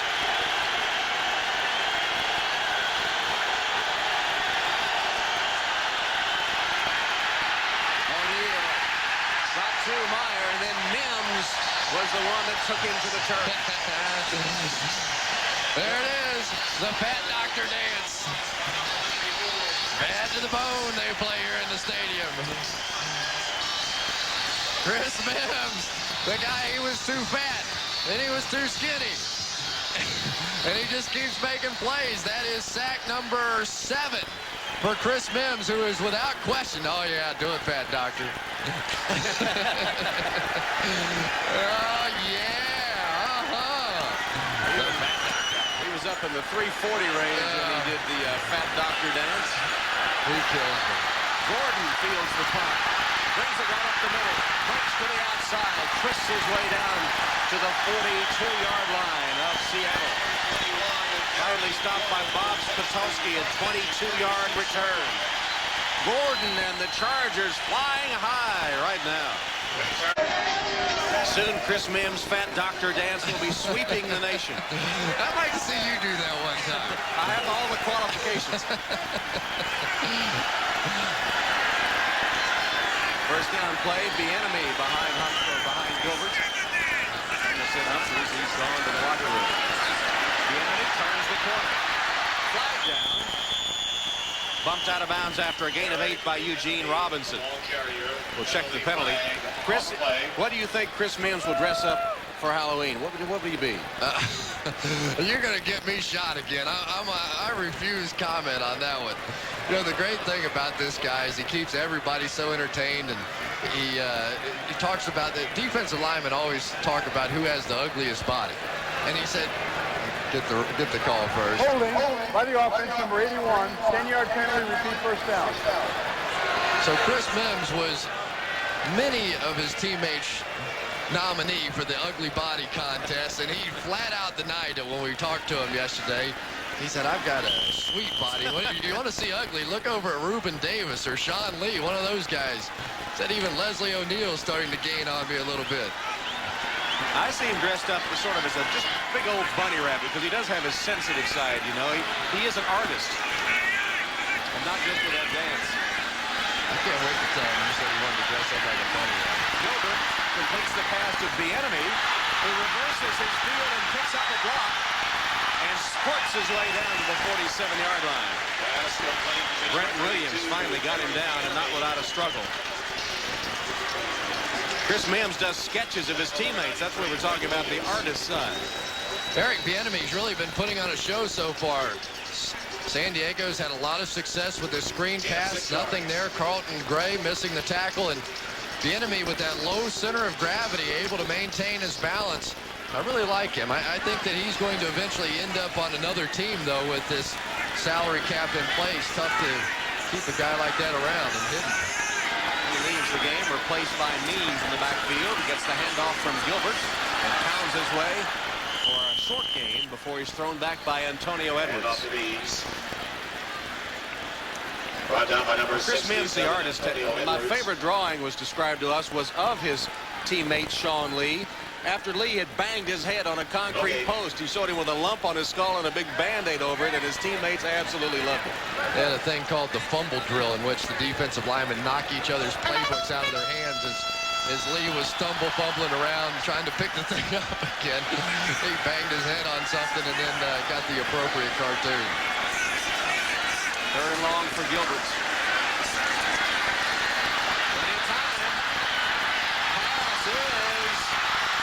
Intercepted. Carlton Gray deflected it into the air and kept his eyes locked on it and pulled it down for the interception. Pass intended for Tony Martin, but Gray just made a tremendous defensive play. Carlton Gray has just been outstanding all day, and he said this is a huge game for us.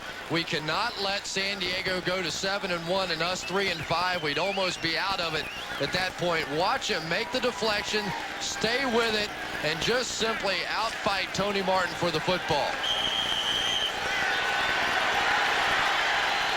Second interception of the season for Gray. Seahawks take over with 3 minutes left in the third quarter.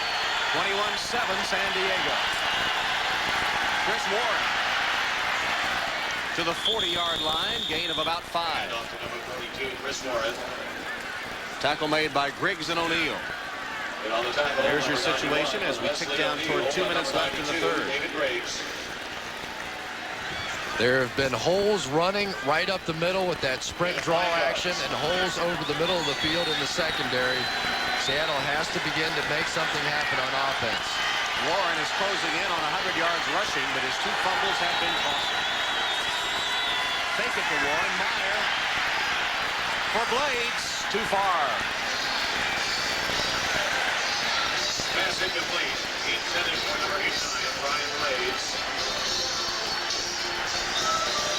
There's always plenty of conversation going on when somebody's fumbled the football, and I guarantee you Leslie O'Neal is saying, big guy, you better hold on to the football. Always watch your backside, because I will be there. And look at this. He's doing it again. Stan Humphries refuses to ever leave the football field. He's like Freddy Krueger. He just keeps coming back. Perfect for Halloween. Myers' third down aerial is too far over the head of Kelvin Martin. And another punting situation for the Seahawks. You see the huge pad now on the left elbow.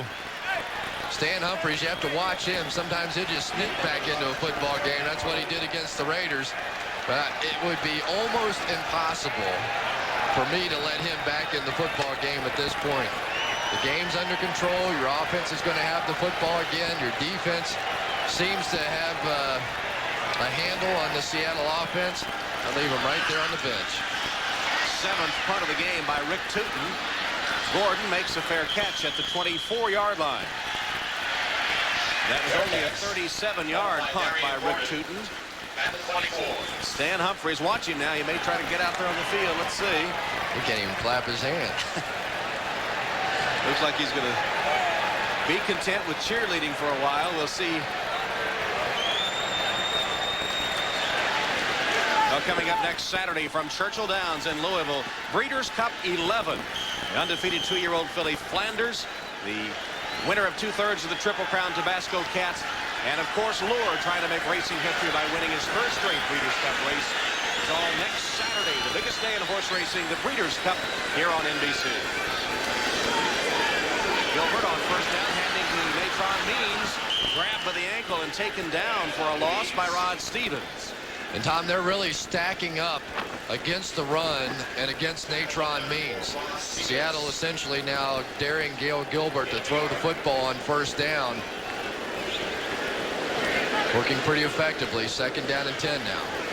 Less than 2 minutes remaining in the third quarter as Humphries has that dislocated left elbow wrapped in padding. Swing it to Means. Chased out of bounds by Terry Wooden. In the rushing battle between Warren and Means, Warren has a slight edge. They came in as the 2nd and 3rd leading rushers in the AFC. Means 2nd and Warren 3rd. Means has rushed for 83 yards today, and Warren has 95. I have to laugh at Stan Humphries. He still has his helmet on. Most quarterbacks would have their jersey off, their pads off, already showered, and sitting there with a baseball cap on their head. He thinks he's going back in.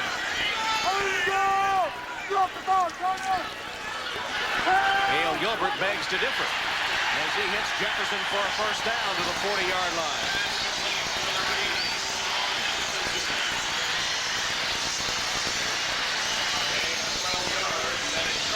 Well, as long as Gail Gilbert completes them like that, then he might as well take a little time off. It's interesting, though, when I was talking to Stan yesterday, they said that Sean Jefferson has become the receiver that he feels most comfortable with. And now apparently Gail Gilbert having some of those same feelings, working on a big pass play down the sideline.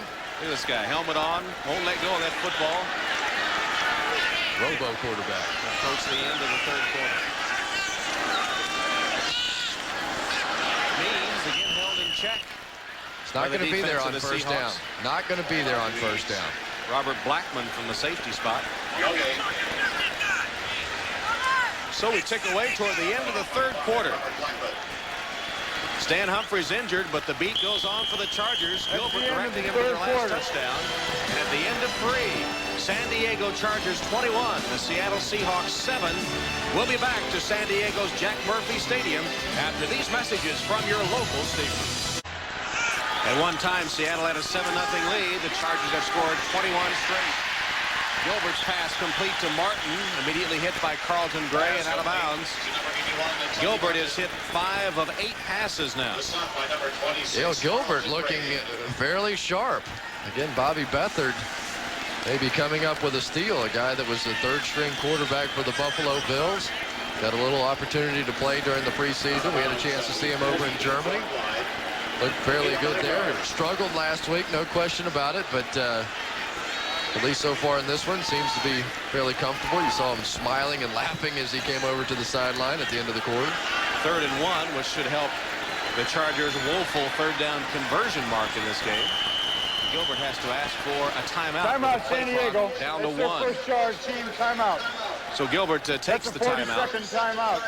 And as this game develops, it's Cris Warren that will be talked about. His 2 fumbles directly leading to 15 of San Diego's 21 points. And the odd thing about it is that he is not a fumbler. In fact, only had 1 fumble this season prior to today.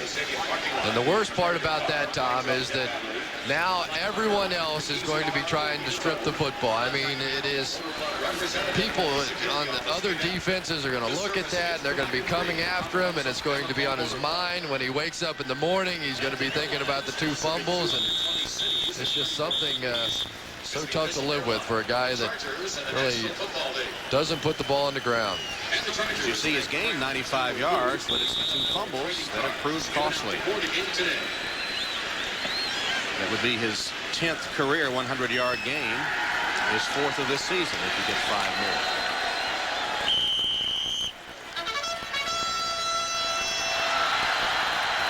Third and 1 for San Diego. The ball at their own 48. They lead 21-7. Opening minute of the 4th quarter. Means with a blocker in front. Tripped up. Only got a yard, but that's all he needed. He's at midfield. It'll be enough for the first down. Rod Stevens able to trip him.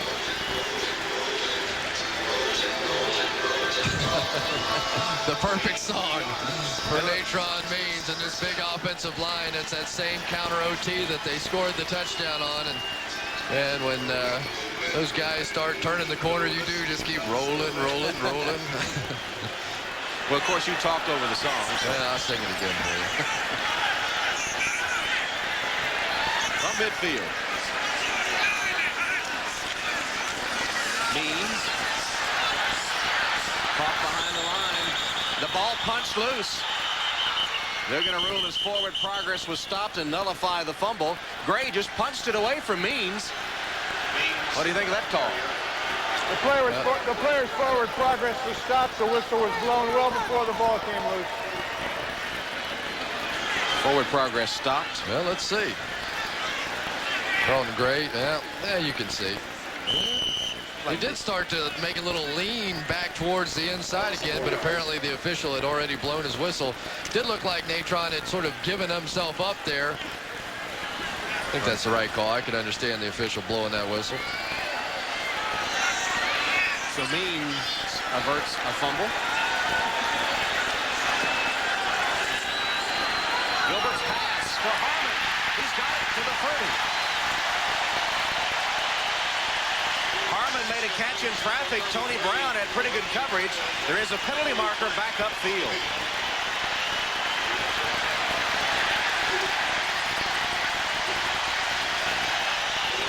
A hold against Seattle. So the play will stand to the 30-yard line. You impressed yet with Gail Gilbert? Yeah, 24-yard strike to Harmon there. He got a little taste of action last week, and he wants more. Illegal hands to the face by the defense, number 96. The penalty is declined. First down. Rusty Tillman's not going to like that call. I believe it was Cortez Kennedy, number 96, with the shot to the face mask. Couldn't see it. See if he doesn't come up with that right hand. Right there's what they're going to call. Looked like he had more of the jersey, though.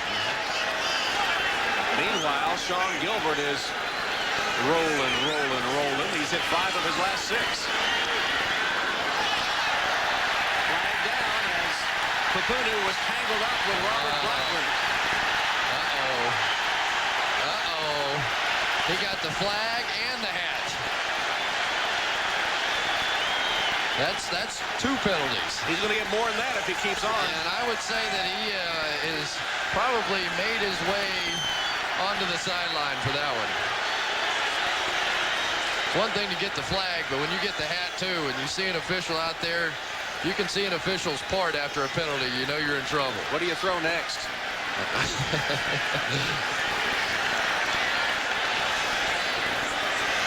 Blackman obviously not thinking much of the call. Had his hand all over him. Had a hand in the back.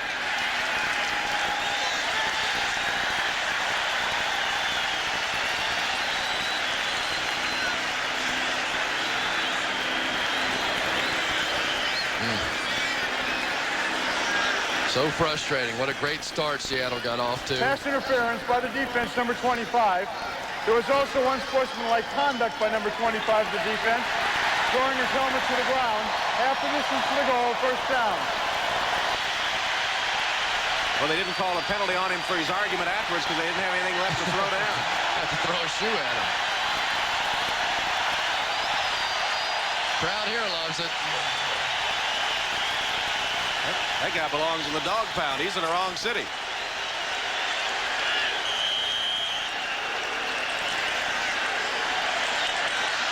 First down, San Diego. The ball at the 14 of the Seahawks. Already the Chargers up 21-7. 8 penalties, 65 yards against Seattle. Means last to the 10. Tom, you can just sense the frustration on the part of the Seattle Seahawks. Rusty Tillman, their defensive coordinator, doing the best he can, and Carlton Gray shaking up on the play, who's played really a terrific football game today.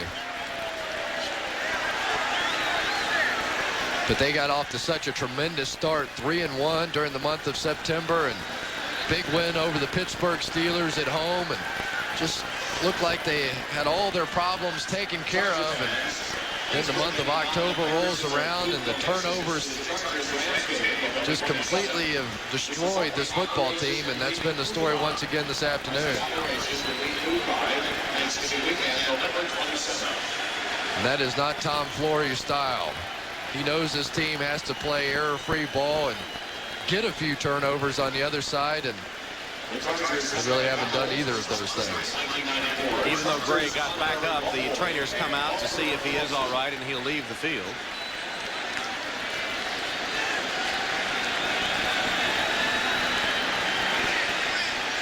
He's been very impressive today.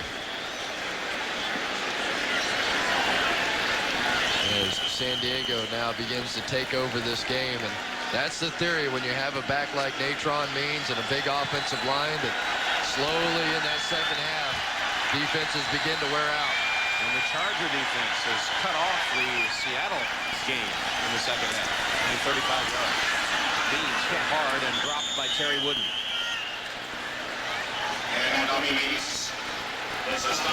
Means may get 100 today, but he'll have the bruises to show for it. Such an important ball game for Bobby Ross. They go on the road against Atlanta, Kansas City, and New England the next 3 weeks. They really didn't feel that they could afford to get out of here and with 2 straight losses and have to play 3 straight road games against good, solid competition. San Diego was ready for this one.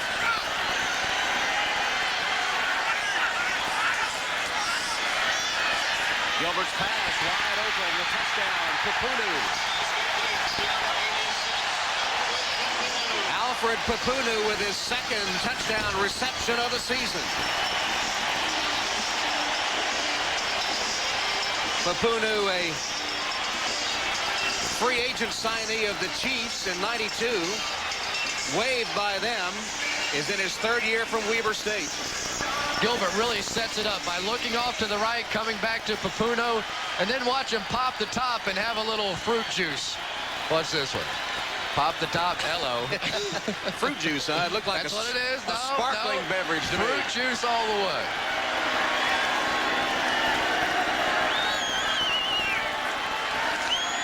Carney's extra point is through. Well, Gail Gilbert has been excellent in relief of Stan Humphries. He didn't get to see the end of this one. Gail, Papunu caught it. Touchdown. It'll be Thanksgiving before the San Diego fans see their Chargers again, and they're determined to give them a send-off. The Chargers have scored 28 straight points. John Vaughn returns Carney's kickoff. Selects a little seam and takes it up to the 38-yard line. Gail Gilbert has been the man in relief of Stan Humphries. That last touchdown pass drew this congratulations, and but Stan is still a little antsy. Robert Blackman's double penalty aided the Chargers on their latest touchdown drive. It's 28-7. Gail Gilbert, the man at the controls in release of Humphrey and enjoying every minute of it. Humphries has to be just a little worried now. Gilbert's playing a little too well at the moment. He didn't want to come out anyway. Chris Warren dropped by Chris Mims. One more time. Only for the sacks, I guess. No fat Dr. Dance this time. Well, the funniest thing about this guy is he came in the league and he was too skinny, 250 pounds or so. Then he ballooned up to 313. They sent him to the fat doctor. Then he learned how to dance and everything was okay. With a hurry up, a flag down as Warren catches Meyer's pass and is immediately dropped by Sean Van Horst. Holding call against Seattle as they approach 100 yards in penalties. Boy, oh boy. For Tom Flores, it's been a tough month. Holding by the offense, number 52. 10-yard penalty, repeat second down. Kevin Mawai, the rookie from LSU. These are two very young teams. It's showing on the Seahawks, but not on the Chargers. Well, also the injuries of the Seattle Seahawks and Bill Hitchcock out. That's why Mawai's in the ball game. Jeff Blackshear on the other side playing with a very painful knee injury. They're working at it the best they can, but a little short here today. 75 yards officially in penalties against Seattle. Blades made a nice catch in traffic from Mirer. That'll be a long game, but short of the first down. Richard and Griggs hit Blades. Hit on the tackle. Stanley Richard. David Griggs and Sean Van Horst. It'll be 3rd and 5. See the time left. Chargers with a big lead. There's a first down catch by Blades again. Into San Diego territory to the 46. Junior Seau made the tackle.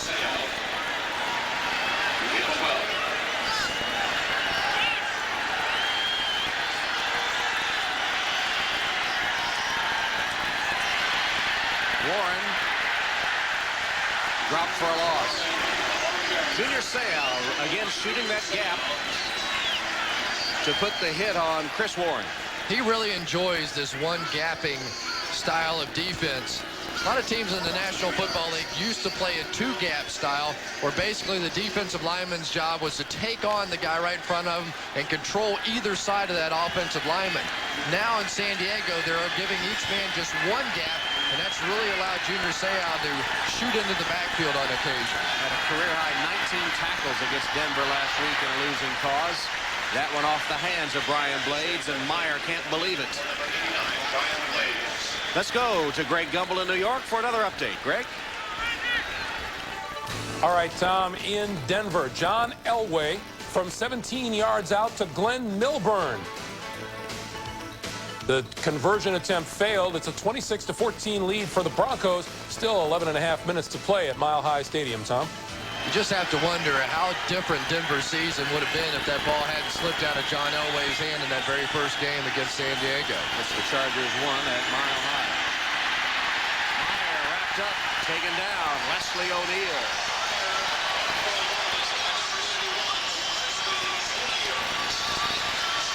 Leslie O'Neal had 3 sacks the first time around against the Seattle Seahawks. And the trend continues. They keep trying to block him with Paul Green, the tight end. To be honest, Paul hasn't done too bad a job today, but eventually the big guy is going to win out. That was a loss of a yard, so it will be a sack, the second for O'Neal today. Gordon fields it at the 10 on a fair catch. So Leslie O'Neal now with 6.5 sacks on the season, 87 in his career. Tom Hammond, Cris Collinsworth in San Diego. You see the broad back of Eric Jonathan, who's in the game at right guard, replacing Joe Milenchik, who's a little banged up. An offensive line that has performed fairly well today, led by number 53, Courtney Hall from Rice, the All-Pro. The enemy in the backfield. No style points on that one as Gilbert falls on his backside after taking the snap from center. The back one-half flip. They have stepped. Courtney Hall, I think, after he snapped the ball, stepped back and right on There you go. Now try to run. Ankles of the San Diego quarterbacks are endangered species. Those big dogs of those guys up front. Courtney Hall, though, great story. He started school when he was 4 years old, in high school when he was 12, in college when he was 16. I'll have to think about getting that driver's license. 16, he was in college. Nowhere to play in football. Oh, wait a minute. When you were 16, all you could think about was getting the driver's license. They did have cars in. Is that what you're going to say? Stop by number Pass 41. complete to Tony Martin. Humphries still has that helmet on. Gilbert's having a little too much success for his taste. It's easy now, though. Mop-up time. They were Courtney telling us yesterday, though, about when he was 16 and in college. He said he really didn't have any problems. Yeah, I was a bigger guy, and so it looked like I fit in. But when everybody went out at night, I was right there in my room. I had no place to go.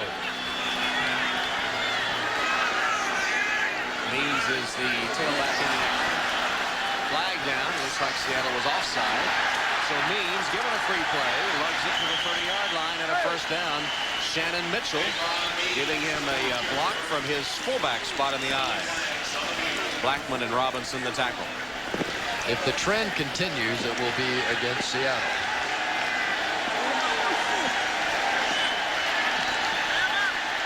They're so sharp on these predictions. Offsides by the defensive right end. The penalty is declined. First down. A game to forget for Tillman and the Seahawks. That's 80 yards in penalties now against.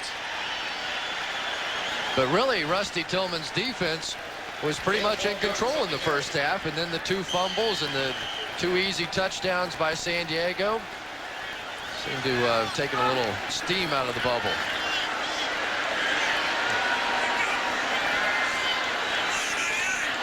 Natron needs only 1 yard for 100. Right now it's the enemy that's in the game, and he takes it across the 30 to the 32-yard line. So Means' last carry stands as they decline the penalty. Still 75 yards in Seattle penalties. You see the other scores flash by. For Seattle, though, this obviously was a game they were a clear-cut underdog coming down here to San Diego. But their schedule gets much easier over the course of the next several weeks. They play against 5 out of their next 6 opponents are teams with losing records. So if Tom Flores can just keep these guys mentally in it, they're not out of it completely yet. Gilbert's pass complete for a first down to Tony Martin, and Martin then loses the football, but they say it was down, no fumble. Orlando Waters made the tackle, and Gilbert now has hit 9 of 12 passes. Well, hope you'll stay with us here on NBC tonight. Here's our entertainment lineup, an all-new special Angels 2. And then just to get you in the proper frame of mind for Halloween, the network television premiere of The Addams Family. This holiday weekend, Angels 2 and The Addams Family coming up tonight here on NBC. With Morticia. Gail Gilbert has hit his last 7 passes in a row. Thank you very much. Looking for 8 straight.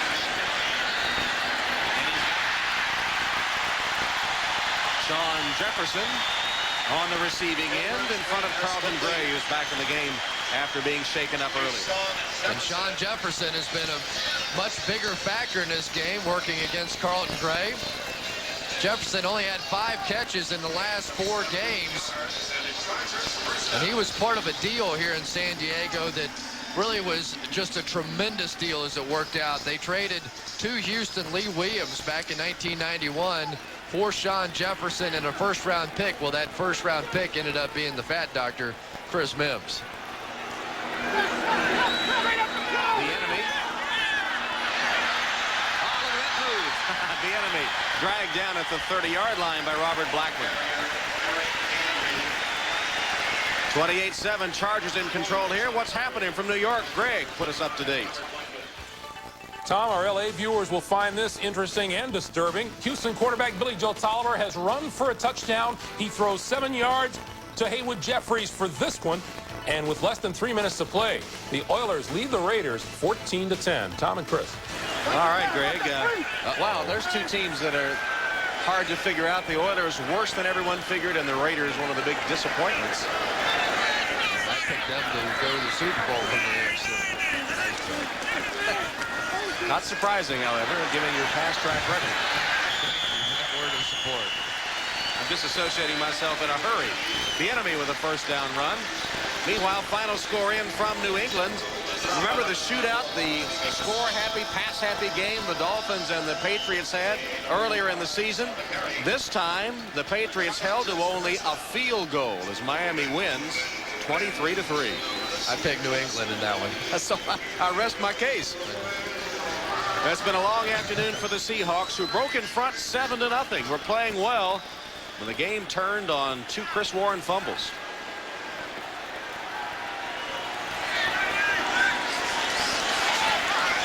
The enemy. It looks like Means may be through for the day with 99 yards, so close to 100. Good move. What do you think about that whole thing, Art Shell and Jeff Hostetler, and the way that thing is played out? Obviously, something very strange. Somebody's lying. Either whoever reported to the LA Times, they had 3 independent sources that was said. I don't know who it is, but there are less than truthful stories being told in that situation. We said Means might have been finished for the day. He's back in now and needs only a yard for 100. And he has it. So Natron Means passes 100 yards rushing. That is his 5th this season and the 7th of his career. That may have been why they put him back in the game, just to make sure he had those 100 yards. So 4 in a row for Neutron. You know, the interesting thing about him is they were calling him the neutron bomb all the way back in the 7th grade. Had a big game and got benched in the 8th grade. He said that because that's the reason why he woke up and became the football player he is. Got benched by his mom for a while. His mom said he had the big head. She took care of that in a hurry. Right. I love the story. I love the story of Natron and going home during the course of the off season, and he said Mom started cooking that food and I was eating that food and ballooned up over 250 and came to minicamp and they were really down on him. They said, Bobby Beathard, just relax. I promise you I'll be in shape. Don't worry about me. Came back and he was and having a great year. 2-minute warning. 2 minutes left in the game. We'll stop for the 2-minute warning with the Chargers up 28-7. San Diego Chargers will keep pace with the Cowboys for the best record in the NFL. They'll be 7-1 in 2 more minutes as Cris Warren, 2 fumbles converted into 15 Charger points, and San Diego on its way to win number 7 of the season.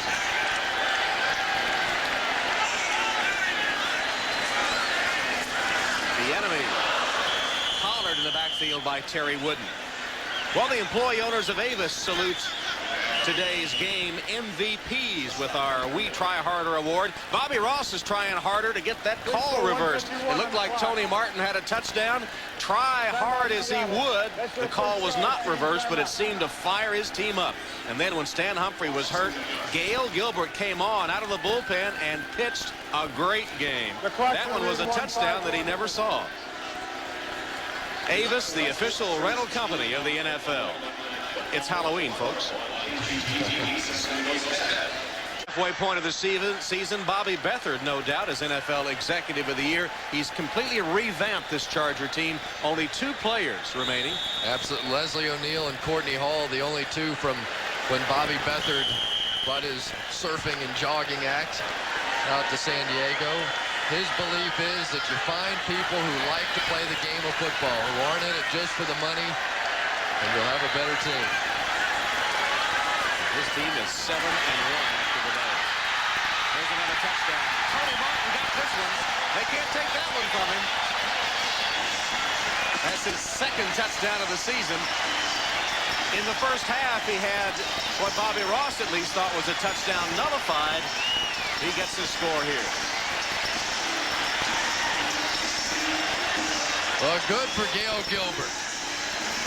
Comes out, so many questions about him after his performance last week in that attempt to win the football game against the Denver Broncos. Also a lot of questions about that guy, Tony Martin. A lot of doubts as to whether or not he was ever going to live up to his potential. You can see the athletic ability, though. And while we're passing out bouquets, let's don't forget Joe Picozo, who made another fine block on that play and has made several key blocks in this game. Just coming back in. A quick screen out to the flanker. Ronnie Harmon with a nice block, and Picozo Buried his man. Yeah, Bobby Beathard likes that one. Also, Dean Spanos down there with a little high five. Dean, a guy that played an integral role in keeping this organization together when Bobby Beathard kicked around the idea of walking around over disputes with Alex Spanos. Sort of had a calm hand in all of this. Well, the Chargers on their way to win number 7. Let's have Greg Gumbel bring us up to date on what else is going on. Greg? All right, Tom, in Los Angeles from 11 yards out, Jeff Hostetler will take the snap for the Raiders, roll to his right, put it into the end zone, and Timmy Brown will come down with it. With the extra point, the Raiders have regained the lead on the Oilers, 17-14, under 2 minutes to play. Tom? Wow, wild one up the coast, Greg. 35-7 here. Humphries knocked out of the game. But the Chargers, after trailing 7-0, have been on a tear.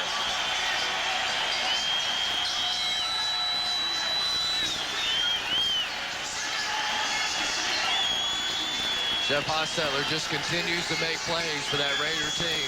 Very tough-minded guy. Carney's kick will be fielded by John Vaughn.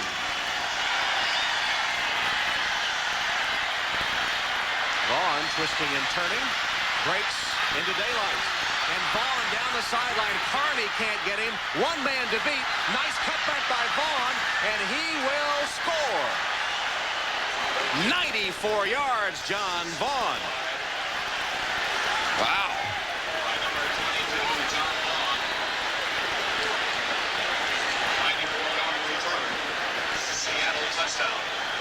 Vaughn's been threatening to do this all day. Just sort of casually going along. You can see the Chargers relax a little bit. Carney's going to have a shot, kind of. Darian Gordon gets turned around on the play. Outstanding run by John Vaughn. 94 yards. Vaughn with tremendous speed ran a 10-200 meters in the Junior Olympics in 1986. So once he got out there in the open field, he was gone. His eye was injured in the first meeting with the Chargers and missed a couple games, but back as Seattle now goes for 2.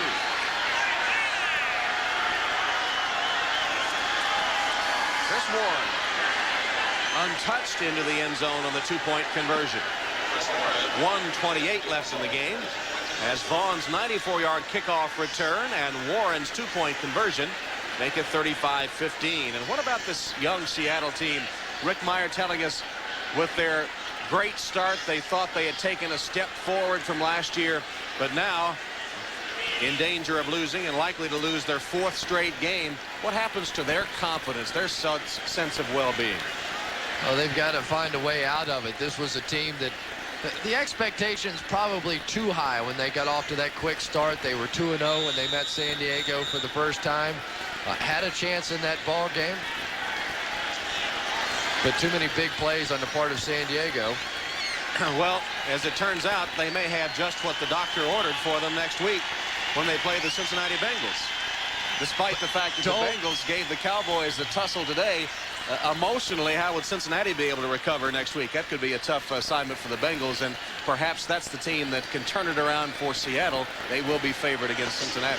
Well, Jeff Blake coming in now for the Cincinnati Bengals, young quarterback out of East Carolina, so maybe they're not as hopeless as they may have been. But Courtney Hall, remember, he was happy not to go. The Bengals actually offered Courtney Hall of San Diego more money to come out there and play, and Courtney said, I think I'd rather stay in San Diego. And so far, it looks like the right decision. I think one look at the training facilities of the Bengals made up his mind. Here's the onside kick attempt. Goes out of bounds. They kick out of bounds. If no one touched it on San Diego's side, they will re-kick it. One thing I learned from the hands team, if you can just tip it out of bounds and you don't have to do it Kickoff again. out of bounds. By rule, on the first onside kick out of bounds, there's a 5-yard penalty and a re-kick required. So we'll re-kick. Try to say that 5 times fast. Re-kick required. All you have to do, believe me, these guys on the hands team don't want to be there. Just tip it a little bit. Tip it out of bounds, and then you don't have to take that kind of shot again. Oh, I used to hate this team. That ball start bouncing up in the air, and you get all these guys, all of them over there, just ready to wipe you out. Eric Castle looked like a bullfighter, a matador there as he got out of the way of that one. Here we go again. Couple of whiffs. There you go. And the ball still loose. Finally corralled by Eric Castle. Didn't shy away from it that time.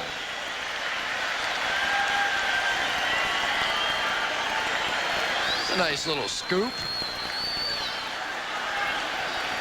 Oh, there's one fan. Good play. That was a good play. Oh, that was good. One-handed. Yeah, that was. I like the first guy better though. That's generally the way I tried to handle it. Just slide it along to the next guy. The Flores will try to regroup once again after losing for the 4th consecutive week. Cincinnati, Denver, Tampa Bay next before they take on Kansas City once again. And the Kingdome is going to be ready. They've been playing their home games at Husky Stadium, University of Washington's home, while repairs were done to the Kingdome, but it's scheduled to be ready.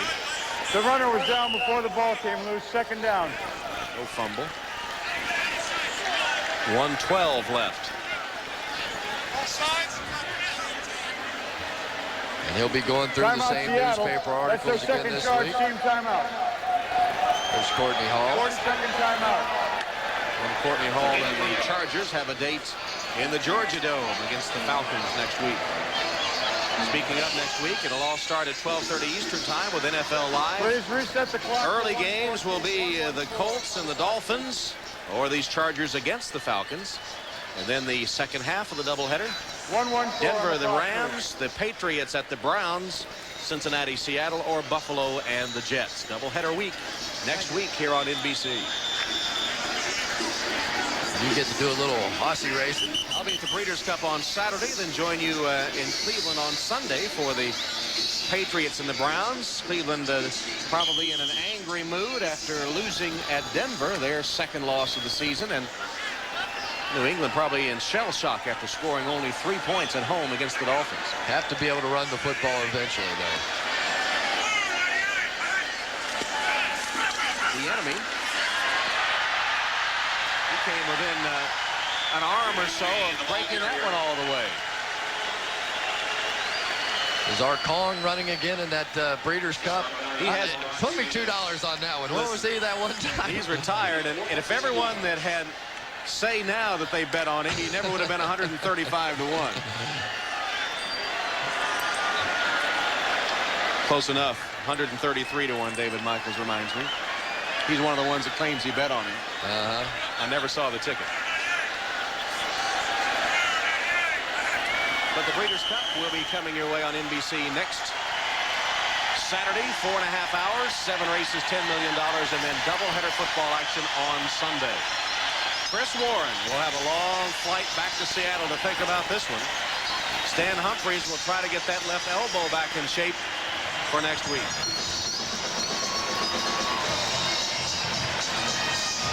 Very impressive performance today, though, by Gail Gilbert. Coming in the end of this ball game when it was still very much in doubt. So the Chargers go 7-1. Now Tom Hammond and Cris Collinsworth sending you to the Raiders-Oilers game.